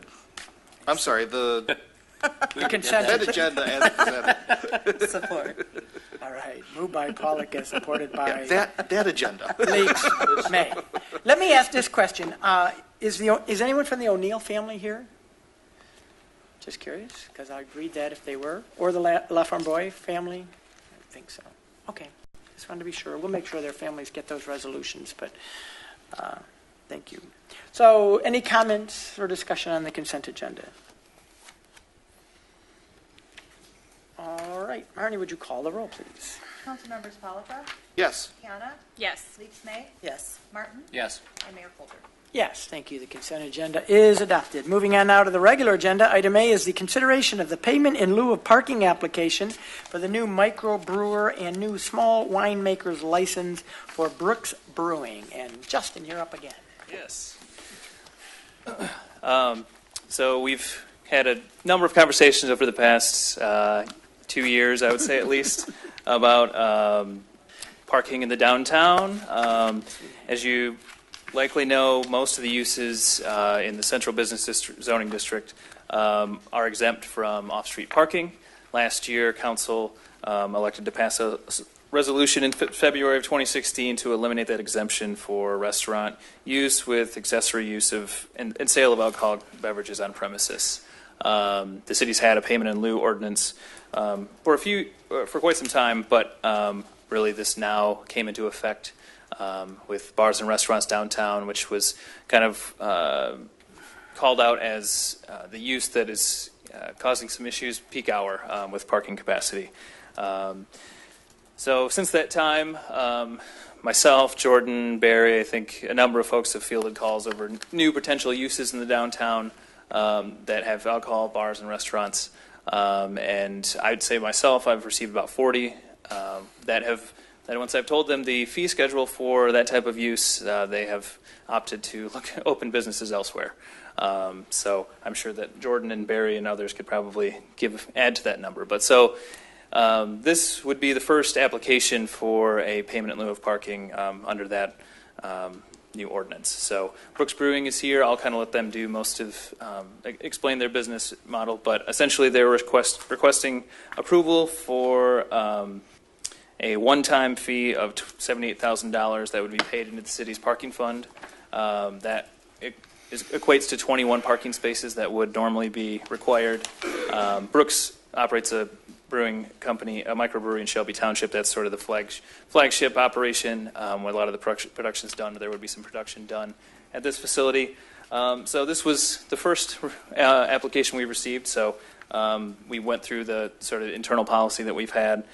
So a formal application was received, and then essentially staff let them know how many parking spaces would be required, what the fee was, and then reviews by the Planning Commission and DDA Board. Last month, the Planning Commission recommended the approval of this request unanimously based on being an completed application.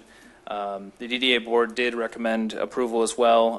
That vote was 6-4 and 2 against.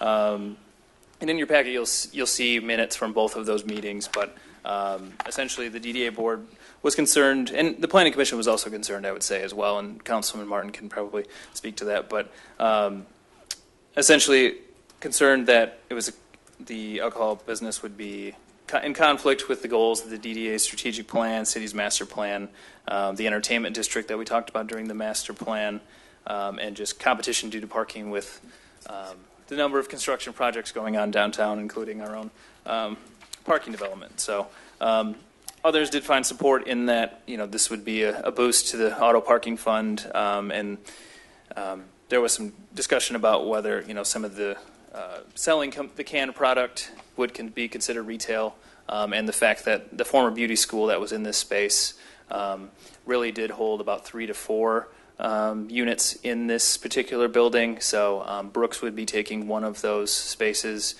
So that does potentially leave 2 to 3 that could be for a retail or office use. I haven't seen those requests come forward, but just knowing that could be an option. Aside from that, I've just included the overall payment in lieu ordinance in the packet, but I'm happy to answer any questions, and I believe Carrie Brooks, the applicant, is here if you want to hear Mr. more about Brooks, his business. yeah, why don't you come on up and introduce yourself and just sort of give us an overview of what your plans are for the location. My name's Kerry Brooks. Good evening. It's a pleasure to be here, and I'm excited to be in front of the City Council. You're not going to sell marijuana, are you? No, not All marijuana. right. We just sell great beer. We're just really focused on beer, and this is a family-owned business. I started it with my late wife and my 4 children. And so I have an older sons that brew, and one of them really got good at it, and he won lots of awards and stuff like that. And this was just a business that I could interact with my children and try to grow something and share experiences with them and try to make something out of it. So we have a beautiful facility in Shelby Township. It's a glorified home brewing system, really, but it's a 7-barrel system, and we have 10 7-barrel fermenters and 2 30-barrel fermenters as well. And we'll also be bottling beer out of that location and selling beer at the Ferndale location. That we either ship there, we actually brew there, or we'll have it in bottles. And so the microbrewery that we have in Shelby, and the same style of decor and atmosphere will be created in Ferndale, and it's really unique. It's not really a bar atmosphere. It's the craft beer lovers seek out these types of places. There are actually craft beer tours where people come in busloads to different craft breweries, and so it's a unique atmosphere. People come in there and spend a lot of time playing board games, interacting. We have very few TVs at the location. People get to see the beer brewed. It's an open atmosphere. They can talk to the brewer, learn lots about it. You can smell the aroma of the beer brewing, but it doesn't, affect the neighborhood. It's a unique and interesting atmosphere. And in the handout that I gave to Justin, at the back of it, there's some comments from, Facebook, if you would. And Facebook is just Facebook, but there were 184 reviews, and I believe 165 of them were 5-star ratings for our brewery, which is, in the modern social media atmosphere, it's hard to please everybody, but that's a pretty good record. So, we have a good reputation, and we're really excited about the opportunity to open a place in Ferndale. We're clearly going to get, all the benefit will flow our way, but we think we are able to bring something unique and different. It's a different atmosphere where people can enjoy conversation and great beer and play games, and we're just excited, and we're very willing to pay the parking fee to have an opportunity to open a place in Ferndale. Do you have any questions about the handout that were provided to you? Yeah, are there questions of clarification before we get into a discussion? So to be clear, you are going to brew on Yes, on we'll site. be brewing specialty beers probably there, some sours, some heavier beers. We'll also be making wine. We have to brew on the facility for our type of license. It's not a pub a brewer license. Right. We don't sell anybody else's product, right. And we don't have to sell food. So but the brew pub license, there's a certain percentage of the revenue has to come from food, and ours is just a completely different type of license. And also to be clear, so this is the old, what we would know as the Virginia Farrell Beauty School? Yes. A portion of it, is that correct? Yes, it's almost 3,000 square feet of the 8,200 square feet that were there. I'm sorry, say that again. We're almost 3,000, just short of 3,000 square feet is the space that we'll be occupying, Yeah. and that space will be firewalled off from the rest of that building. And the other 5,200 square feet is available for other people to rent. Right. But you'll have, it's 2 levels, is it not? No, it's just one. Is it just 1 level? Okay, Yeah. so there's not a I thought, for some reason, I thought. There's a space to get my directions here. A space towards 9 Mile that is really a separate building. That has the second Yeah. floor. That's, correct me if I'm wrong, but just to visualize it, it's right between that and the Red Door, correct? In that block? Or am I a It's block next off? to the Twisted Tavern. Correct, but Yeah. Red Door's the club in the Right, back of right, that. yeah. So, Okay. yeah, so you've got the Red Door, Yeah. you've got that residential building, and then you've got this space. Yeah, through the chair. There was a retail, I think there was a retail space underneath that residential spot. Yeah, there was at one point. Okay. Through the chair, if I may, I have some pros and cons that I want to address here. Pros, that the $78,000 would be paid into the city's parking fund. That's a pro. Another pro is that since there are 4 spaces and you'd only be utilizing 1, there's opportunity for other businesses to come into that space. Con, I'm not excited about this project because I've seen us, we have the breweries and things here, and I really think we could do something more creative with our space. To Justin, if I understand that this business is the one that proposed paying the fee, but other businesses that came in could also propose this fee. Is there any particular reason why we're running into, while we're pushing this right now without seeing whether other creative things could come into our community? Sure. So it essentially the payment in lieu, and I'll lean on Dan, Chris to fill in any blanks, but the payment in lieu ordinance allows council to consider, deny, approve these applications. So Stamp just was presented the completed application essentially. The 4 other, I'll say 40 that I talked to in the past, all of those others had, when I told them, here's what your fees would be, they said, okay, well, we will open business elsewhere.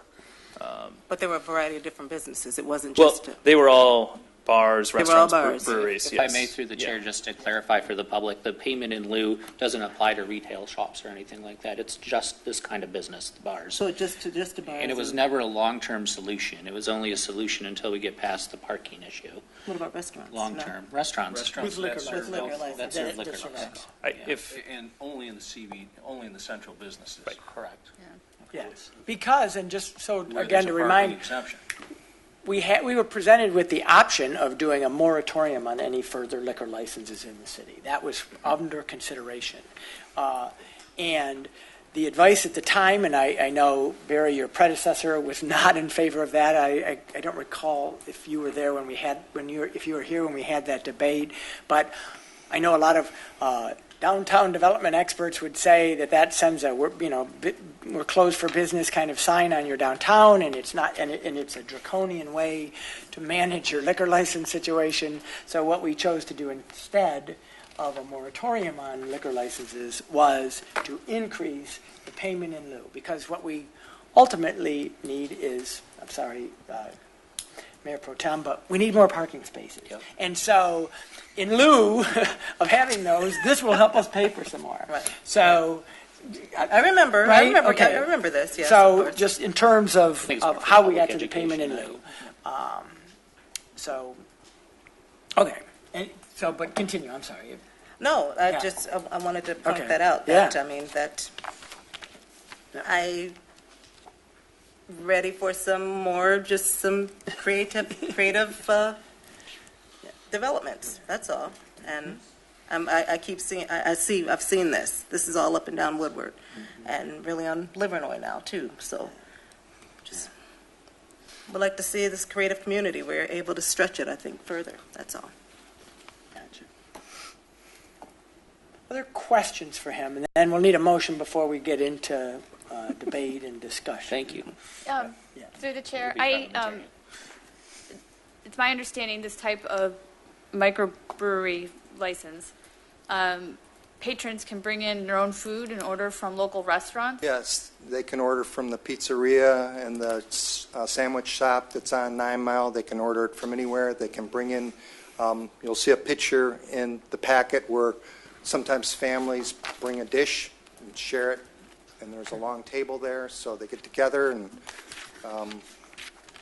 so it's different, but it's all, Right. all licensed.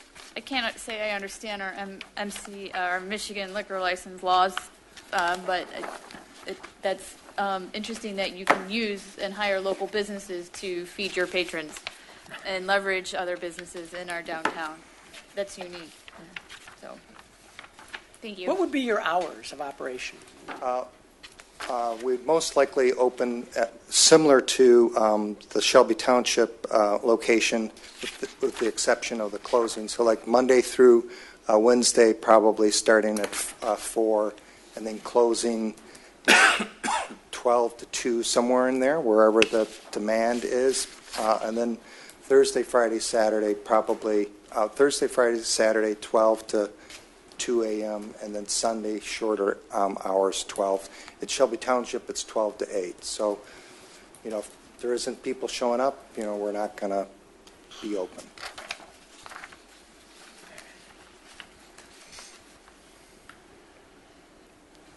And you also have your own menu, correct?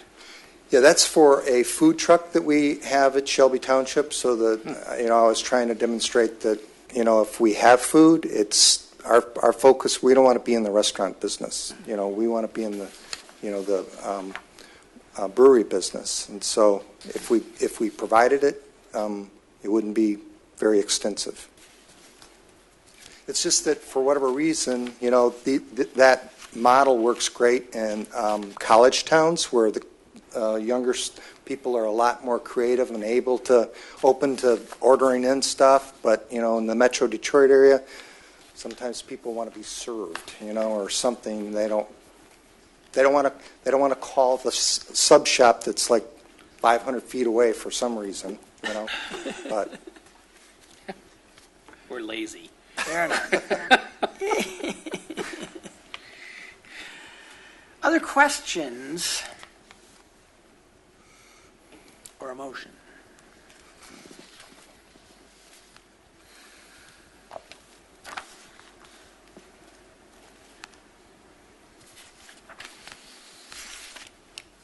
Questions or a motion would be in order. I move to recommend to the Michigan Liquor Control Commission approval of the request from Brooks Brewing LLC for a new microbrewer and small winemaker's license to be located at 22925 Woodward Ferndale, Oakland County, Michigan. I would note that there are 2 items in our packet. Am I in the wrong one? No.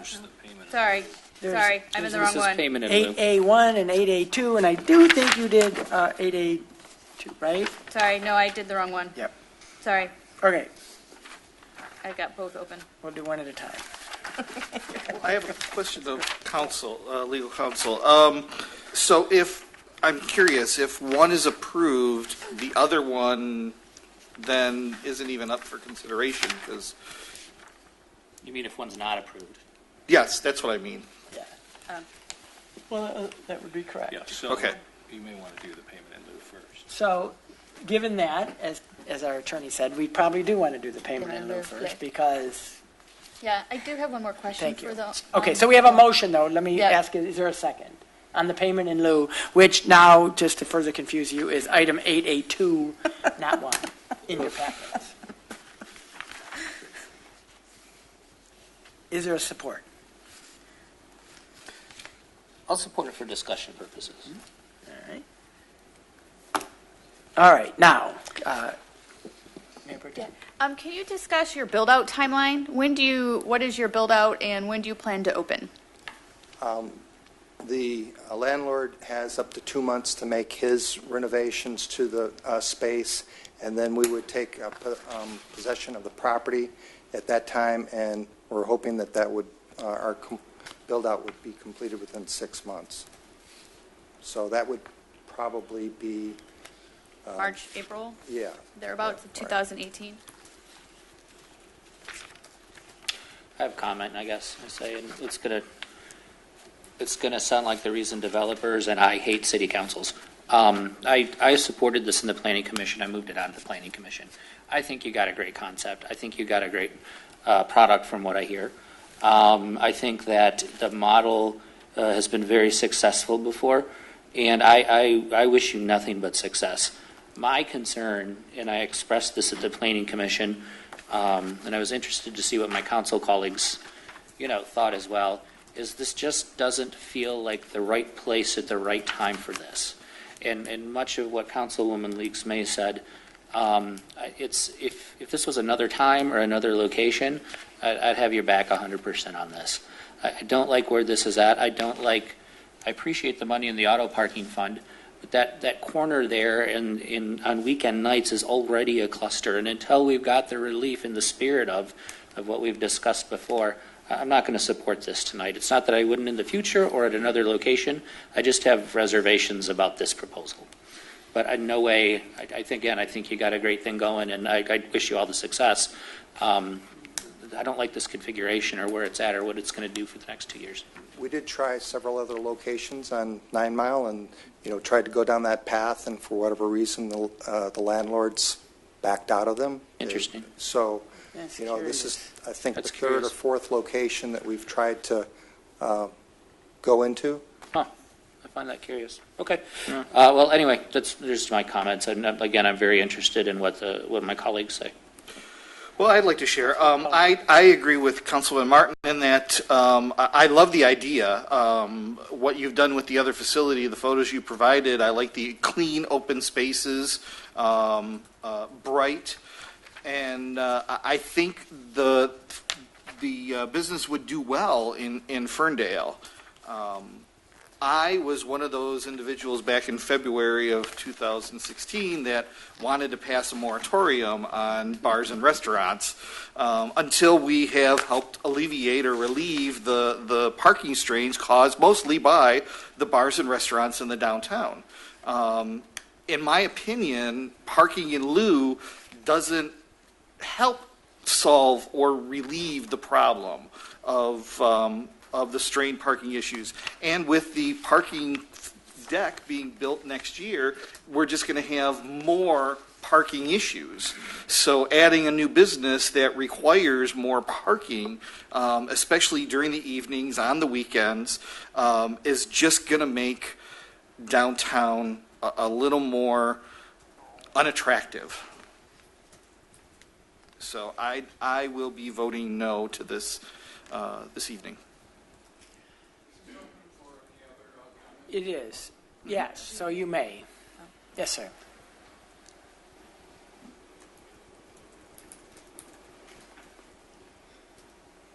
Good evening. My name is Dan Biber. I'm the owner of the building in which Mr. Brooks wants to open his business. Thank you. As Mr. Lyons indicated, with 40 people expressing interest until they heard about this in lieu policy, you can see in the real world what this policy means to someone like myself, where 40 out of 41 people rejected considering my building. Mr. Brooks has a very strong business model and is confident. The number of people that are going to come up and pay the city $80,000 so they can open a 2,300 square foot business, are very rare. Also, I wanted to mention that regarding the parking, in my building, the rest of the tenants, the Treat Dreams ice cream store, the Essential Massage Therapy, excuse me, the Green Thumb Garden Center, all of whom have many years left on the leases with me, are completely undemanding parking tenants, especially in the evening. So even though the Twisted Tavern is on the corner, there is no other competition in the late night hours for the rest of my building. So I think that should be taken into consideration. If I may, through the chair, and I know this isn't protocol, forgive me, but I want to be sensitive to That's okay, yeah. your needs too. So then help me change my mind. The Withington corner on Woodward's a nightmare with traffic right now. The West Breckenridge lot fills up by 10 o'clock each night on the weekend. Treat Dreams is closed at that point in time, or their clientele is very limited. The massage parlor is closed at that time. So no, I think their parking demands are absolutely different than this kind of environment. But if I'm coming in, more cars milling around, pushed to the Withington side in the next 2 years, and again, that corner is dangerous as it is, or potentially has been difficult for people. And let me modify my comment. I don't see how it works and people aren't deterred from it. Help me see where that's not the case. I'm sorry, you don't see why People won't be deterred from it, or it doesn't create an excessive situation in that space, right? With parking, with traffic, with, all these people. If I could ban Ubers from stopping on Woodward now, I would. But it's just a cluster. Are you referring to the concentration of parking at the south end of the parking I'm talking lot? about the traffic flow and the concentration of parking on weekend nights. No, I can't make a claim that this will have no effect on that. But on the other hand, there are other blocks of buildings where the percentage of such users are much higher than the percentage of such users in my building, and they're allowed to go ahead and run their businesses. And it's, I think, also interesting that some of the owners of those buildings, who are alcohol-serving buildings, are on the commission, which weighs in as to whether someone else can have that privilege as well. If I may, a point of order, though, the no votes from the DDA were non-restaurant owners. All the restaurant owners who served liquor approved this.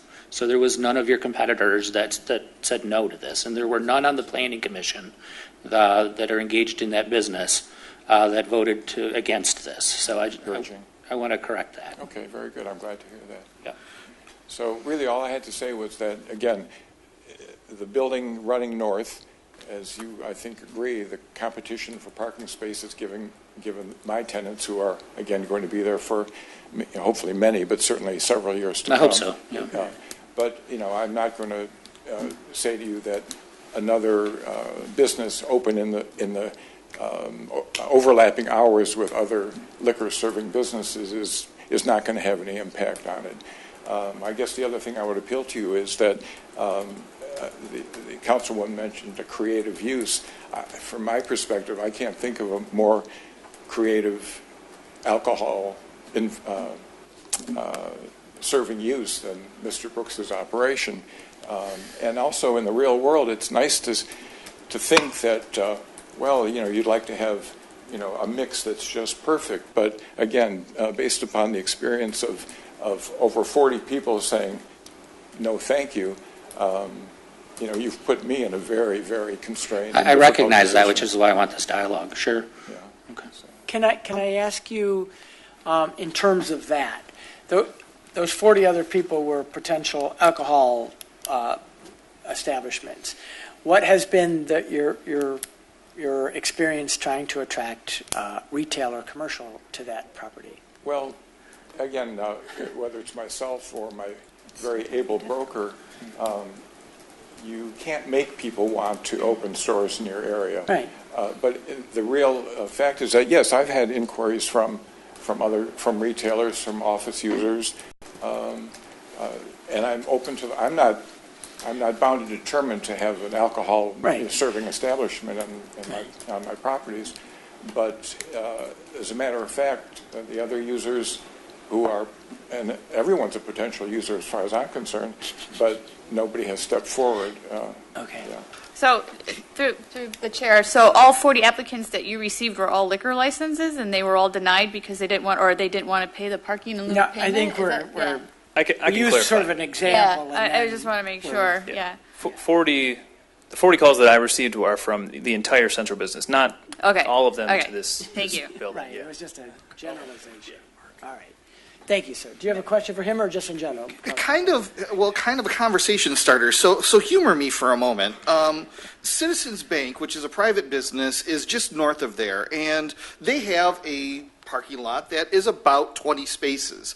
Is there any opportunity for an agreement to be between the bank and the business to allow his customers to park at the bank lot. Which would help alleviate, because it is private. I would assume that most people are not parking there in the evening or on the weekends in the evening when the bank's closed. So I don't know if there's during the DIY. yeah, I don't know if there's opportunity there to secure actually some parking, or is that not something that can be worked on? That would be through the chair. I think that would be something the DDA could facilitate, is shared parking agreements between business to business owners, and that's something, a role that the DDA could play. Because they facilitate those conversations, is my understanding. Because it really is an agreement between, it's a policy that the city asks two businesses to go in partnership with. They have to go in that agreement. I mean, we always push shared parking where possible, but at the end of the day, two private property owners have to go in an agreement together. Right. We can't force the marriage. If I may, through the chair, there's two, I know everybody's favorite thing is for me to read from the Ferndale zoning code, but section 24, there's two pieces I just want to bring forward for consideration. One, collective shared parking provisions. There's nothing in the article that construed that can prevent the collective provisions for off-street parking. So if we wanted to make that a condition, really, we would just be sending this back to the Planning Commission. I'm not saying that's bad. I'm just trying to make a statement of fact.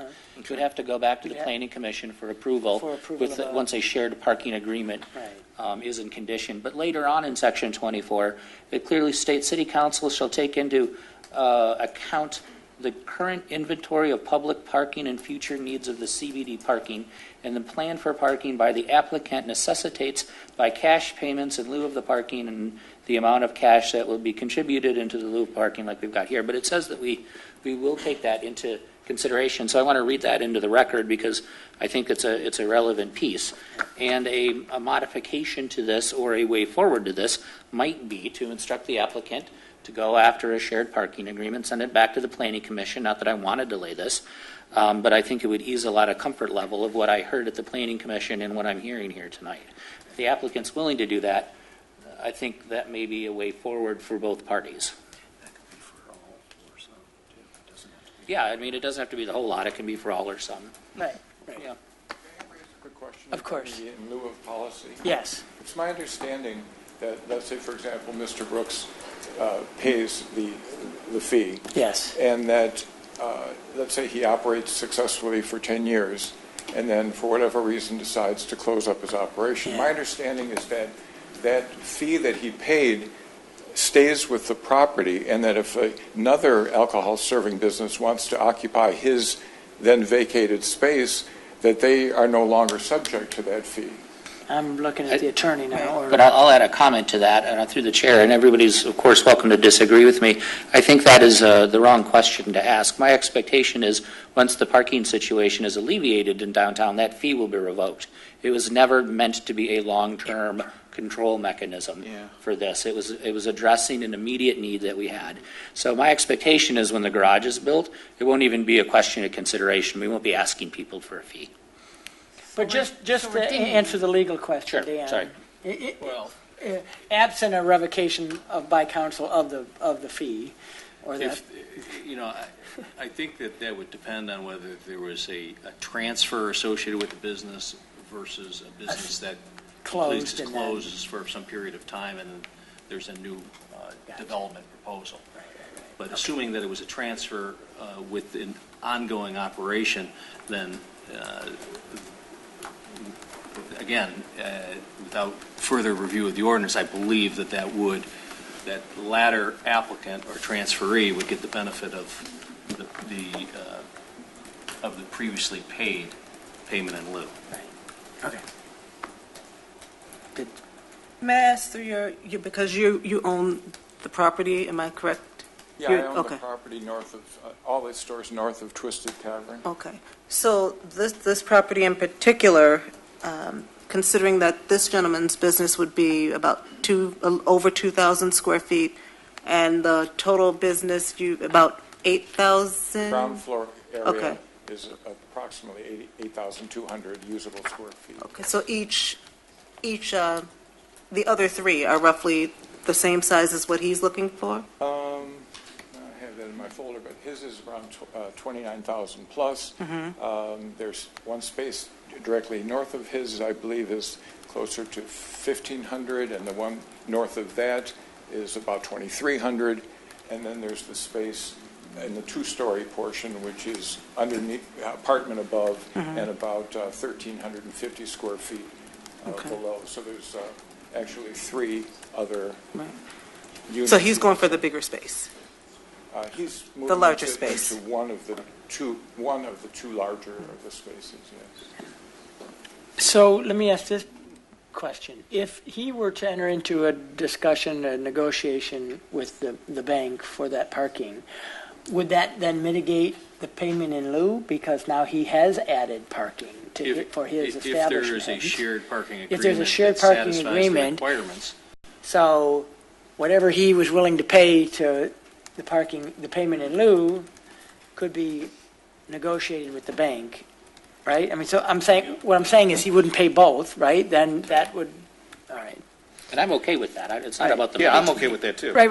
Yeah, All right. I don't, I mean, it's nice, but it's not about the money for me. So is the number of spaces that he would have to make an arrangement to share a fixed number that we know? I believe Probably, it's 21. Justin, Calculated is- 21 for that space. 21. It'd be 21, so if you had shared spaces for 10, then the payment in lieu would only be for 11 spaces. Right. Right. Is that something, sir, that you would be willing to at least pursue exploring? Okay. And please don't take this discussion as a desire for you not to be here.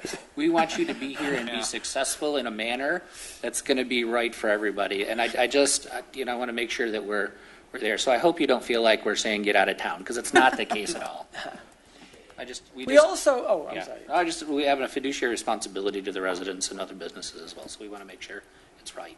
When we debated the payment in lieu policy, we also added another step to the process, which is to ask the DDA to formally weigh in and have a discussion on it. And so, Barry, I mean, could you just briefly recap sort of the discussion that happened at the DDA and the decision, and kind of an executive summary of that decision? Because I personally, and I think the council does, appreciate hearing from our DDA as the voice of our downtown businesses, and you guys did weigh in on this. So if you could just sort of update, that would be wonderful. Absolutely. Thanks, sir. We had some discussion that doesn't sound too dissimilar from some of the things I'm hearing right now.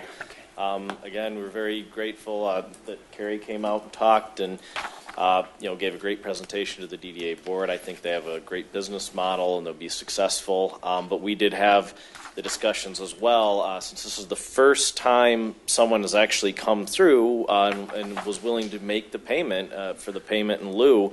There was a little bit of discussion about that. I think initially I came on board about the time I think everyone was sort of starting to let the dust settle on this, and I know there was talk at one time about wanting to maybe do moratoriums and all that, and we figured out we couldn't do it.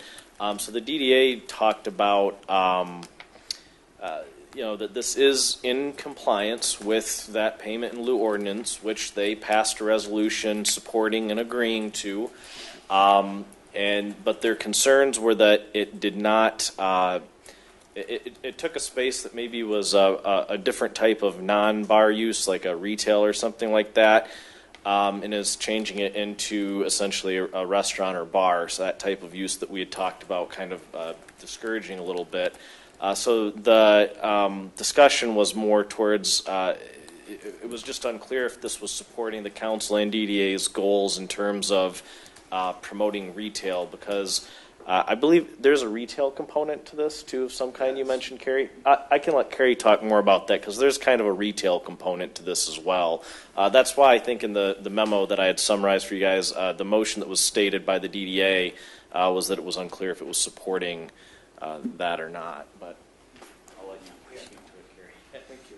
Yeah, there is a retail component in that we'll be selling at least 20 or 16 different bottled beers at that location, plus lots of merchandise, and some of it's expensive, hockey jerseys that are close to $200, so it's not just T-shirts, it's something more than that. And if you compare it to the business that was in that location, it probably had little retail aspect to it at all. Done. You know, it Right. brings something different, and again, it also brings something to Ferndale. Certainly not what we'd be getting from Ferndale, but you know, it's not a bar. It's really a unique atmosphere. I've never been in a bar that looks like our Shelby Township location and has the different things that you can do there, even sack toss and lots of unique things.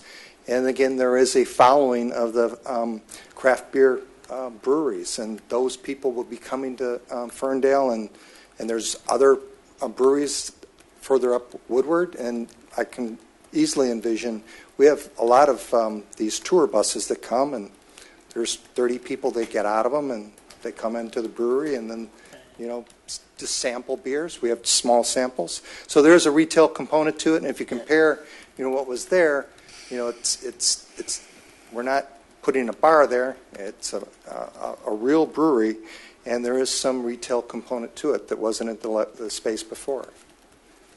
Thank you. Through the chair, I have some comments, just generally, sort of building off of what my take is on the results of the parking in lieu of policy. I don't think we truly understood what the outcomes were. And for me, while we were trying to minimize the impact on our downtown businesses by deferring higher intensity uses of liquor establishments in our downtown, that we actually got development on our major corridors of Hilton, West or Woodward Heights and Livernois. So I think I can't attest to it or prove it, but development and went out to those corridors in this time period that we put this parking in lieu and payment in place. So it drove potential business owners to look elsewhere than our downtown to set up a restaurant food establishment that sold liquor. So to that end, I think without having real, you know, just sort of a subjective reasoning here, I think that was a good result for us. And I wanted to talk to something about what you said, you know, about needing more parking in our downtown. And I wanted to say that I have approved every new parking spot in our downtown since I have been on council. So to say that I am, you know, against putting more parking, I think I don't know, I think there's a sort of perception out there. And I want to make sure that my goal has always been sure that we are planning for the future and that we are taking evolving conditions in the state of Michigan with autonomous vehicles and car sharing and how people are using and getting around is changing. And that if we still have a philosophy and strategy of building more parking in our downtown, we will lose. We cannot build our way to prosperity with completely adding more parking in our downtown all the time. So we could have added a higher intensity office space in our downtown and not have required them to have pay in parking in lieu of payment. So I think here you could argue that the policy is somewhat very selective, which was supposed to be done, but a higher intensity use could have established itself in our downtown with more office workers somewhere, right, than parking, and have taken up more parking intense use. So to me, we're somewhat penalizing this business owner to that regard as part of this policy in place, and I don't think we intentionally saw that as a possibility when we said it 2 years ago because nobody's taken advantage of it, right? I guess two comments to that. One, I don't think anybody thinks you're against parking. I think you're an active advocate for all kinds of transit, and so if you're walking away feeling like we're thinking you're against parking, that's not the case. Thank you. I appreciate you acknowledging that. Yeah. Secondly, I think I'm not as unclear about the policy. I think the policy is doing exactly what we wanted it to do, although it's difficult in this case because we have a candidate willing to pay. You're right. It has pushed businesses to other parts of the city, which is exactly maybe not a stated goal of this policy, but it is a stated goal in the master plan. So it is a policy tool that I think has worked very well for us. And in addition, I think it'll be a better experience for everybody if we have a way forward that goes back to either A, a shared parking arrangement, or B, maybe they find a property on Hilton or something that works out. But again, the tool is doing its job in my mind. Right. So I don't see the fuzziness around the tool nearly as much. I think as a policy tool, it's been fairly effective. And I agree the long-term visioning is of what we have to do, but we also have to face the short-term realities. And I think with this tool, as difficult as it is, again, in this case, it's addressing both sides of that. Right. And I really appreciate your debate on this. And where I have challenge here is that we're asking him to pay up to $80,000 for 8 months. And then ask him to, because that's when he's going to open, and March, April, and then the parking deck technically will be open early. With all due respect, though, I don't think we're asking that, because if it goes forward like it is today, I'm not convinced it'll pass here. What we are saying is we're using it as a fulcrum for discussion to say, let's look at some shared parking, and in lieu of those fees, or find a better location. That's, to me, that's the. I think we find it unacceptable to ask so much money for 8 months. You know what I'm saying? I agree with you. Okay. I just want to make sure we were on this. I don't think this passes if it goes through as it does today. That's my sense. I know I won't support it. So. Okay. Well, I would like to share an opinion based on that belief, and I think there's an assumption that once the parking structure is built and people are parking there, that all of a sudden we're going to lift the ban or the in lieu of payment or in lieu of parking. I don't think I'm comfortable doing that, because my fear is we've just created more parking, and now we've created an opportunity for a bunch of new bars and clubs to move into the downtown. I think this tool is doing what we've been wanting it to do as well, and that's limit the bars and restaurants serving liquor coming into our downtown so that we don't create ourselves as an entertainment city. Well, I think that, if I may, through the chair, this is a great debate, but I think it's a debate for the future down the road. I don't think this council is of one mind then that shouldn't be revoked, but that's not a discussion that we can decide on today. Exactly. But I appreciate the counter argument to that. So just for the topic of business of what's on the table today, my recommendation would be to give them some time to pursue shared parking. Go back to the Planning Commission. We're meeting twice a month now, so it doesn't sound like that's as forever away as it feels like, because we're meeting more often. And then come back and let's work together to get this done. So. Through the chair, I also want to point out, I think it was brought up about Uber and Lyft. You mentioned cars stopping on Woodward. I do think somehow in this management of vehicles that we have a drop-off area for car sharing services, and that maybe that will help mitigate some of this, and I think direct the planning staff to take a look at that. Some cities are creating drop-off points like taxi stands, but they're not taxis, they're Uber and Lyft. And how does that work? To that point, the Planning Commission's already headed down that road. When we met last week, was it last week? Last week? Yeah, okay, last week.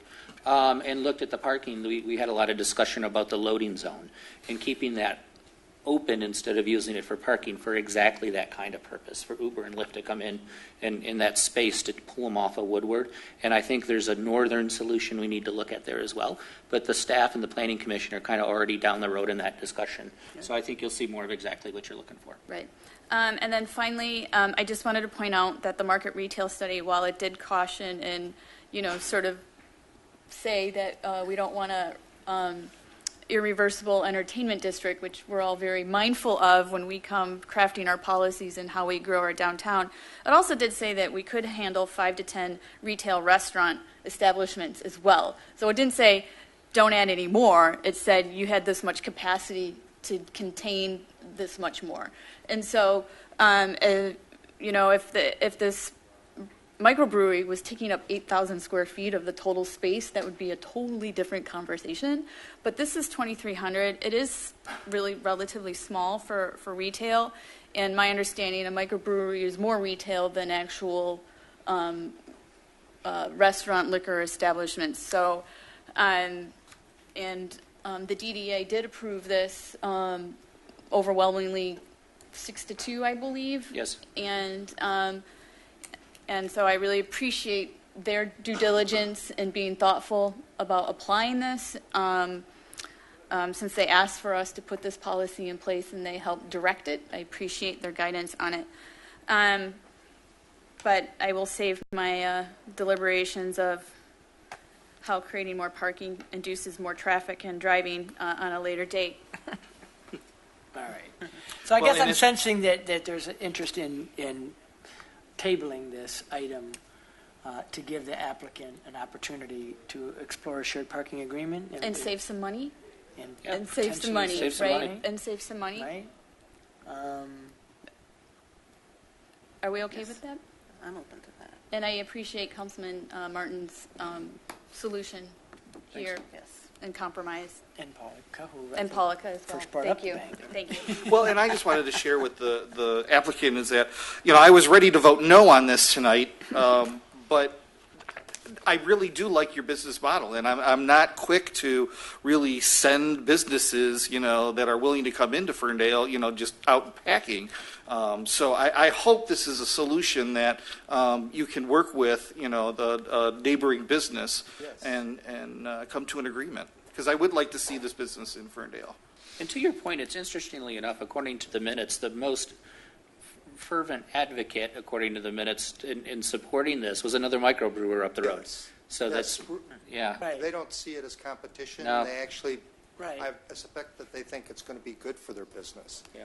And, some clarification. So if we were to come up with this agreement, then we would come back also for the approval for the local approval for the state license for the microbrewery and the small business. Is that Do those correct, Dan? together? So we wouldn't do the payment in lieu part, but we'd still need to do the license. And so there's an interest. Not tonight, right. Yeah. But I assume there's an interest in possibly approving that if we were able to come to an arrangement that's suitable for the council regarding parking. I suspect we would do both at the same time, like it was presented tonight. Like it was presented tonight, both at once would be Okay, my guess. yeah. So if you're not going to approve the local requirement, then it's like, We'll Yeah, no, we wouldn't. I think I understand your point. We're not going to send you off just to come back and say, oh, you know what, we're not going to approve your license. So all the work that you did with the, no, I don't believe that I have any reason to. I mean, I have no reason that I would see to vote against it. okay, thank you very I much. think our objections, through the chair, I'm sorry, is around this parking issue. Okay, thank you very much, appreciate Thank you. it. I appreciate Thank your- you. Thank you. Thank Yeah. you. Thank you. All right. All right. So we had a motion and a support. So do we need to remind me Well, if there's what a we do in motion to that? table, that takes A motion to precedent. table precedent, so I need a motion to I table. would move that we table. Is there Support. And there's supported. No argument, no discussion. There's no discussion on that. Marnie, would you call the roll? Councilmembers Piana, Yes. Ms. May, Yes. Martin, Yes. Polika, Yes. and Mayor Coulter. Yes, thank you. The item is tabled, until which time is the applicant returns with his findings. So, second item, item B on the regular agenda is a consideration, well, hang on, let me just say this.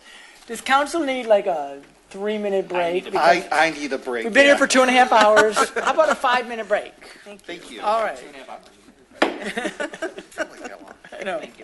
Yeah, no, Sure I the people at home feel I was that ready way, to though. follow you out there, Dan, so. When is this going to be over?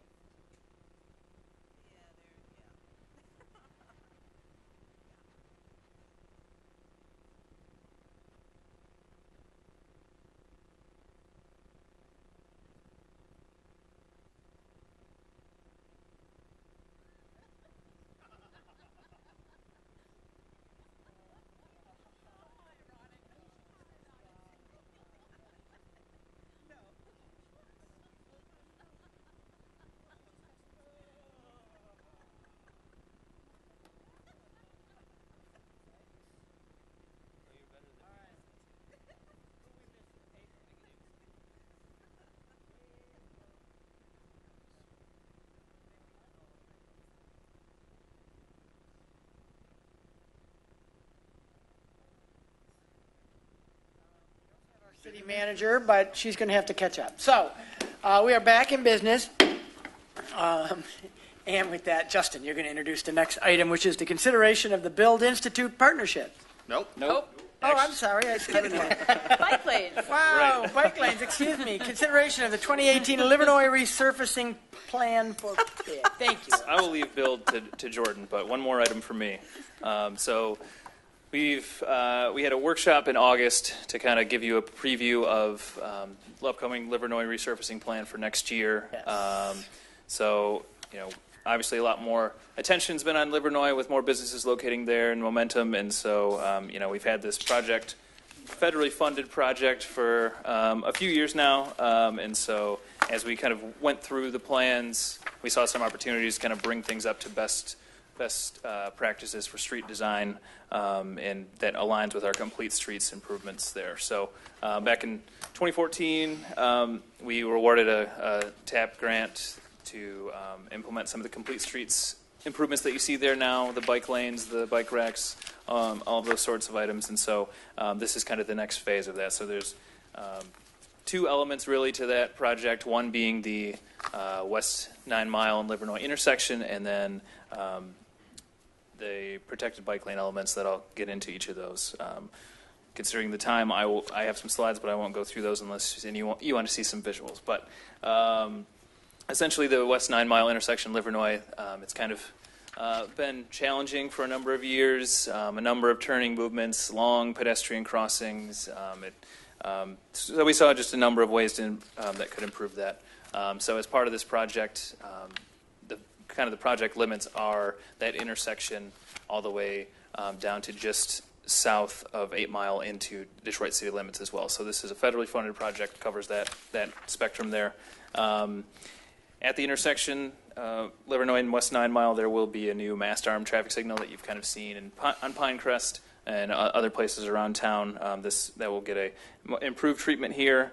And then we are also recommending to close. There's sort of a right turn lane that's kind of runs into going south from Ferndale Foods parking lot. A number of opportunities for collisions there. I don't have crash data on hand, but it's not generally a great place to be for cars, bikes, or pedestrians there. So we're recommending. I should have mentioned at the beginning. There's an additional budget request that you had seen in August, and so this is sort of just an update of that. But we're recommending closing down that right turn lane at the northwest corner of the intersection to create sort of a small public plaza. Not a huge public plaza, but adds to the public space downtown. In the budget right now, we have some trees planned for there and some grass. And a bike rack would go there as well. There's future opportunity for some placemaking opportunities to add benches and things like that. But at least initially, we thought some greenery there would add some green where there's not a ton on that corner there. That would, in general, aside from that, would realign that intersection. So it's the stop bar, if you're going east on 9 Mile, is closer. Shortens the turning distance, shortens the pedestrian crossings, makes it a little bit more traditional as far as intersection alignment. There was an image included in your packet that just kind of shows a general schematic of that. Important thing to note about that intersection improvement, the traffic signal mast arm would be located in a way that if there are future improvements done to north of that intersection, not part of this project, but could be done without having to rip out and start anew, which is important to note. The other really key element of this recommendation is protected bike lanes.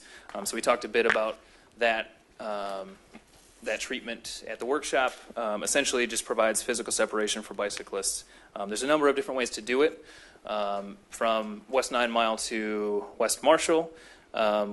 Essentially, it would look very much like what is there today with a buffered bike lane, but you would be adding these flexible delineators, which you'll be seeing out on Pinecrest soon, and really is starting to be more of a standard treatment, has shown to increase ridership in other cities.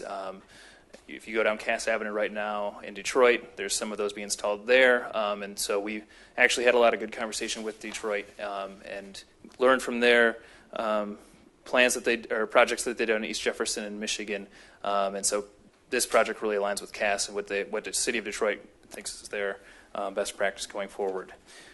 South of West Marshall, all the way to 8 Mile, would be parking protected bike lanes. So there's an image in your packet essentially showing a woman who's riding in a buffered bike lane with the delineators, and then also protected by parking as well.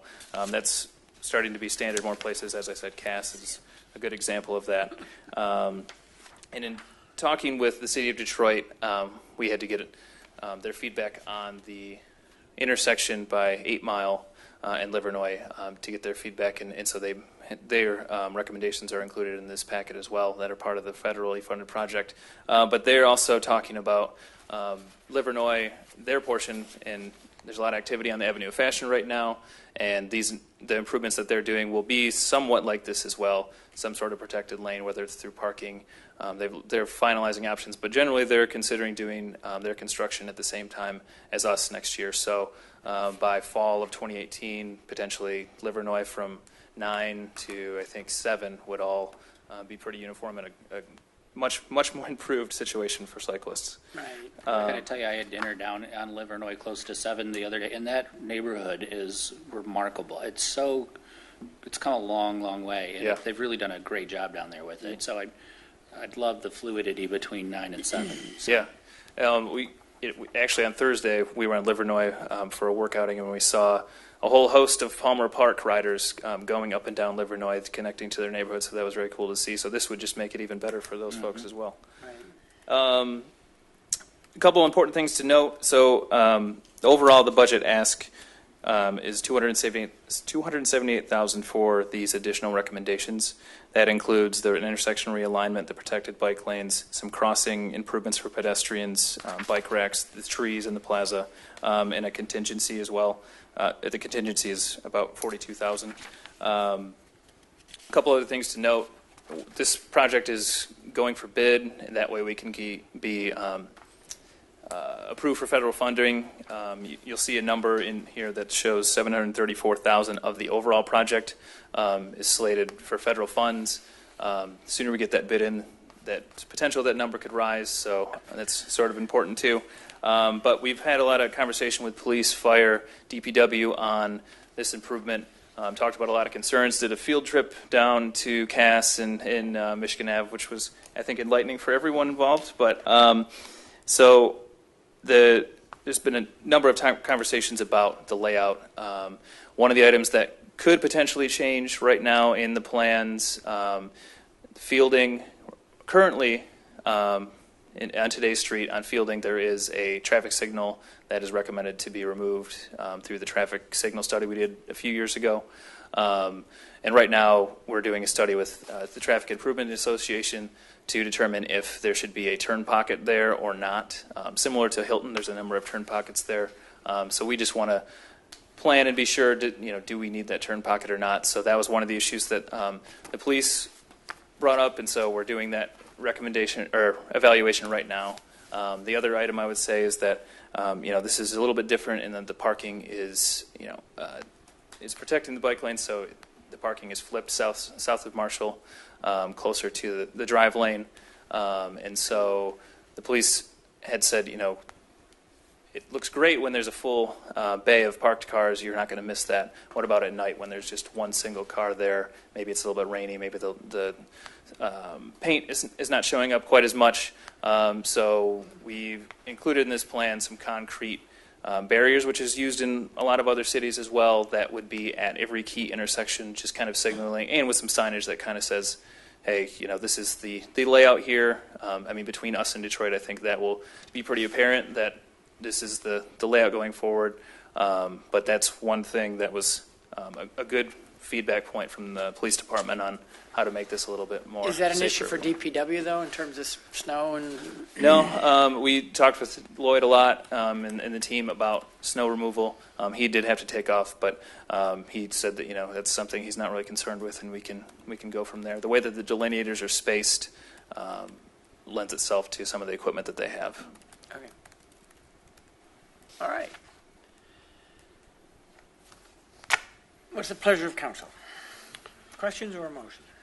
I have some questions. Okay. So I had shared with you some information earlier last week when you sent this out and made some suggestions on the north side of 9 Mile at the Livernois intersection, where it actually goes into the parking lot. And that's the left lane going north on Livernois is dedicated, yet the opening in the driveway allows someone to actually go straight if they want to. My suggestion was to widen that island on the north side so it truly does force traffic to go north. I'm sorry, to go left. And not allow them to travel north. It also allows a larger space for pedestrians when they're crossing both driveways to kind of have some protection. I'm wondering, was that still being considered? The drawings haven't been updated, so I don't know if there was an issue with that proposal or that suggestion, I should say. It was considered, and we can follow up on that. It was considered as part of the other Phase 2 concept. Okay, yeah. So the north of 9. So I'm not sure if we would need an easement change to do that, but I can definitely follow up and be sure. Okay. Okay, I appreciate it. Thanks. Yeah, no problem. But it was a great suggestion. Oh, go ahead. I was just saying it was a great suggestion. Oh. So. But speaking of north of 9, you mentioned the mast arm, but there's nothing which can be adjusted. There's nothing in here about north of 9 because I know our conversations have not progressed to the point with the business owner there. But there's nothing in here that would preclude that. Correct. Okay. Yeah, we've had surveyors in the area already just based on the layout just to see where things might land, and so that doesn't seem to be an issue. Okay. Other questions? Did you have other questions? No, that was my one question.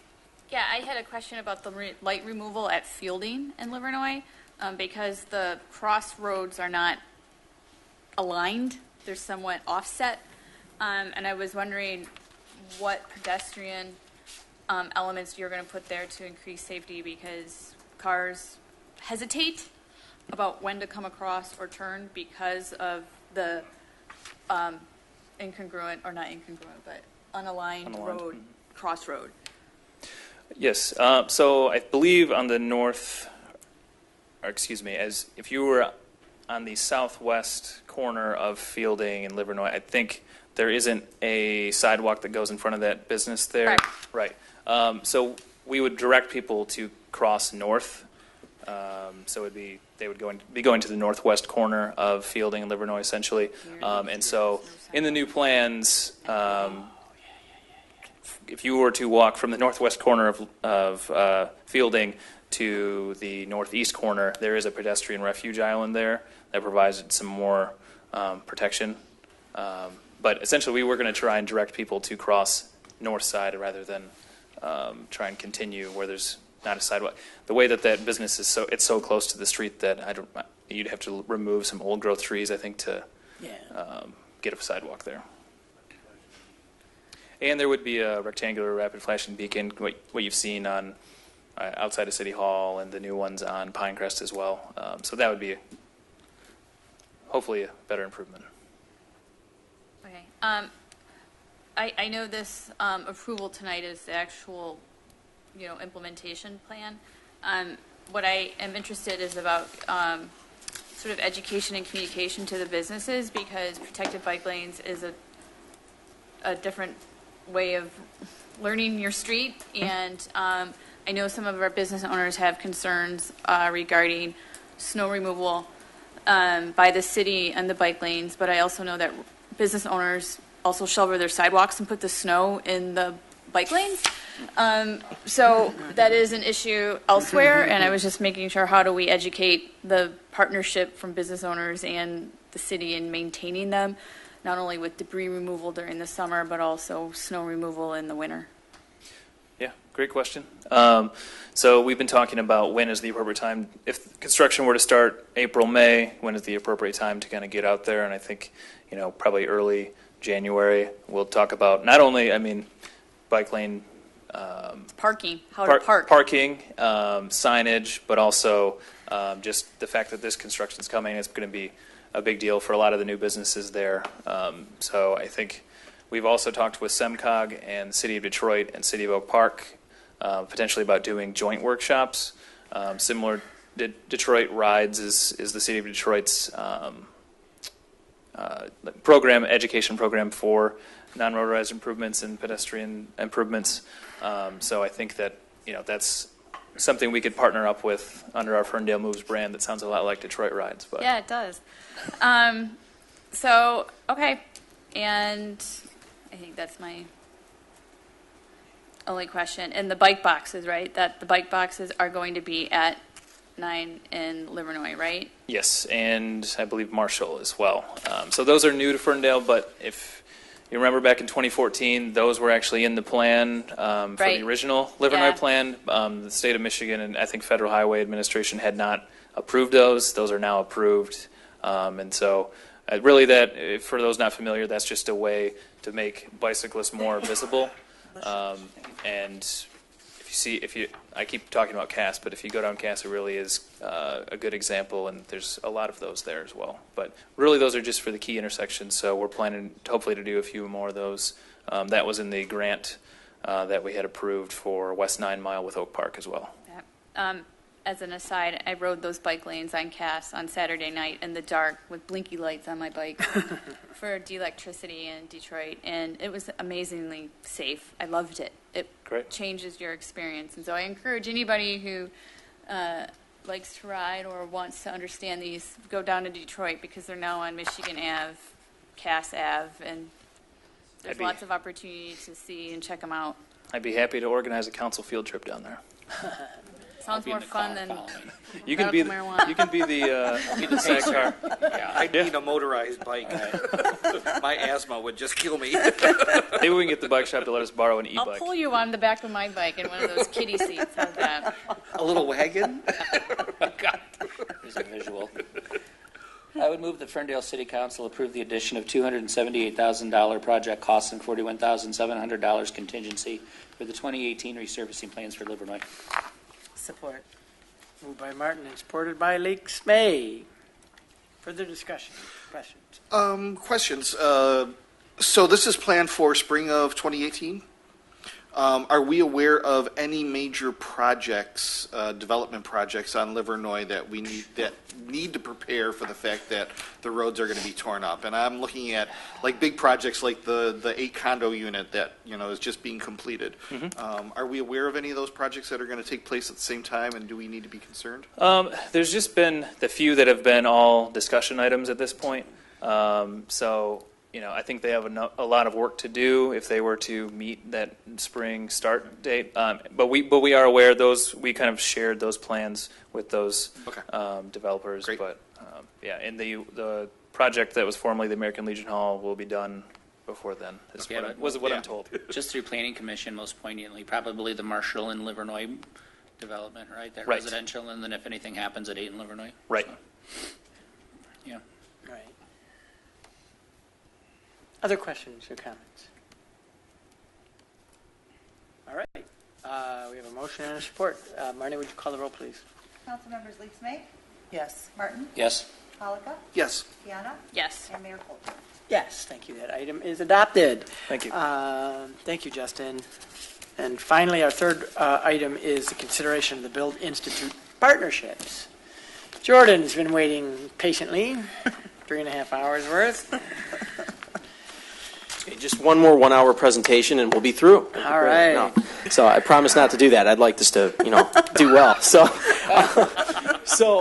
Council, thank you very much. And you have the packet, so, I'll go quickly, but that doesn't mean don't ask questions or anything like that. So just to quickly summarize, this is a comprehensive sort of look at the business support services that we're looking to put together over the course of the next year. What's before you tonight is phase 1, which is engaging the Build Institute and Rust Belt Market for some classes, and also a little bit of foreshadowing earlier tonight from the Oakland County Main Street program. Really great conversations with the one-stop shop in their economic development department. So folded into this is classes with Build Institute, marketing campaigns similar to what we developed for the DOT parking deck around what Oakland County is going to help us do, which is organize around the food processing industry here in Ferndale to help cultivate that at the same time that we organize and articulate our comprehensive infrastructure on small business, all the different stakeholders at the table, reconstituting the Ferndale Small Business Collaborative, which was started by the Mayor Pro Tem, and using this as a vehicle to kind of restart those efforts and give them renewed focus. There you go. That was concise.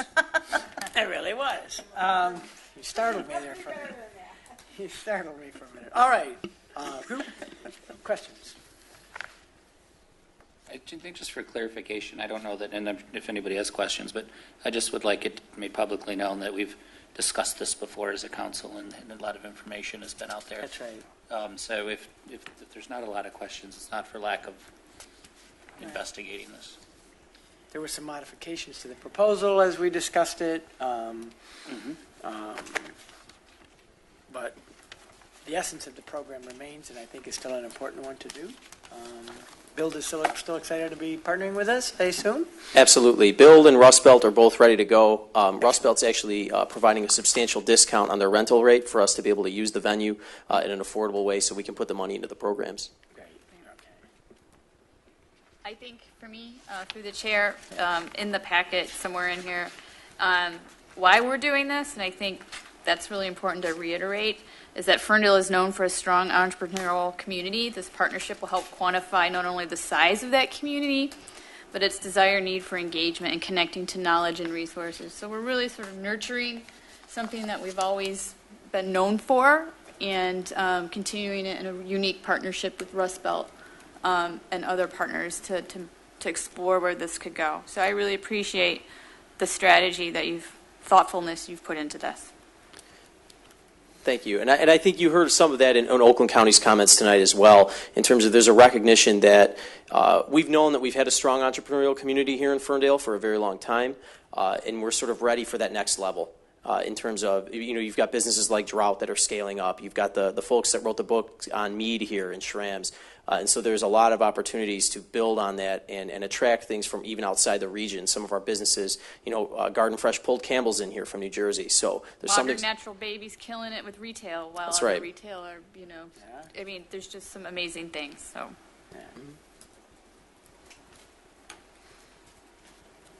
Yeah, how about that? Toys R Us is closing, and Modern Natural Baby is thriving. Expanding. It's kind of a different market. Yeah. Other questions? All right, if not, a motion would be in order. I move that City Council authorizes the allocation and expenditure of funds in an amount not to exceed $74,400 for the purposes of engaging Build Institute in business classes, engaging Rust Belt Market as the venue for said classes, and developing strategic communications contingent upon the development of acceptable agreements for each service. Further, Council authorizes staff to bring forth the necessary agreements for the aforementioned activities at a future council meeting upon review by the city attorney. Support. Piana, moved by Piana and seconded by Polika by a nose. Further discussion. All right. Thanks, Jordan. Marnie, would you call the roll? Councilmembers Martin? Yes. Polika? Yes. Piana? Yes. Leesmay? Yes. Mayor Coulter? Yes, thank you. That item is Thank you, Council. Thank you, Jordan. All right, that concludes our regular agenda. Now moving on to call to council. Police Chief Collins, anything for the good of the community this evening? All right.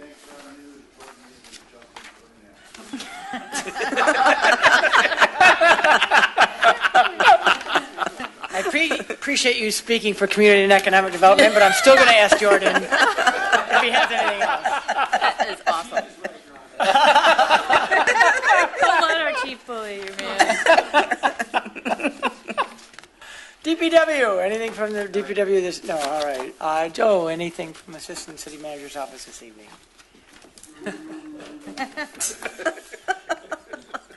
Yeah, briefly, I did want to inform council and the public that last week the Planning Commission did take up the PUD application for the project known as the development on Troy the Dot. The Planning Commission did unanimously approve of the DOT's PUD application during a public hearing last week on September 20th. The next steps would be to present that recommendation to City Council during another public hearing that is tentatively scheduled for October 23rd at the second City Council meeting in October. So the public can be aware of that now. We're making that statement tonight, and we will be issuing the same mailing that we did for the Planning Commission for the city's communication project plan. Excellent, and congratulations. To the chair, I just want to commend you Yeah. for the extensiveness of the notification that you did. Thank you. There's a big mailing. Excellent. Kara, anything from communications and community engagement? Nothing this evening. All right. Cheryl, anything from finance? Parking? Any parking issues? He does have a parking issue. Don't worry, Cheryl, this will be short. Just a reminder to folks living in the residential parking zones, residential permit and permit only, it is time to renew. You can go to parkferndale.com to get to the permit section, or go directly to permits.parkferndale.com. You can always come into City Hall Monday through Thursday, 8 a.m. to 5:30 p.m. to do the same. Just need registrations, current registrations for your registered vehicles and your identification for proof of residence. That's it. Great reminder. Appreciate it. Thank you. Chief Sullivan, anything from the fire department this evening? Not at this time, Your Honor. All right. Marnie, anything from the clerk's office? Just a heads up that our ballots, absentee ballots will be going out this week. We have about 1,000 applications that we've received so far, so it takes a few days to get them all together, but we're working on it, and people should have their ballots by the end of the week. Excellent. April, anything from the city manager's office? None tonight, thank you. No. Dan Chris? Nothing tonight. All right. Councilman Martin? I have nothing this evening. All right. Councilwoman Leakspan? One thing, after having attended the Michigan Municipal League convention in Holland, I just wanted to send out a congratulations to Mayor Pro Tem Piana for being elected vice president. Yay. Thank you. It's going to be a great year. Excellent. Indeed. Councilman Polika? Nothing this week. All right. Mayor Pro Tem Piana? Just wanted to say give kudos to the organizers of the DIY Street Fair. Other than the heat, it was just another great festival. Always the true sense of Ferndale's sensibilities and our culture here, and I just love going. And I always buy my Christmas gifts early, which I totally appreciate, of all the vendors being awesomely creative. Excellent. That's it. That's it, man. Thank you. I would just remind council, we have the South Oakland Mayor's Business Council gathering this Wednesday evening here in Ferndale, so hope you can make that. And I have no other announcements. So with that, our meeting is adjourned.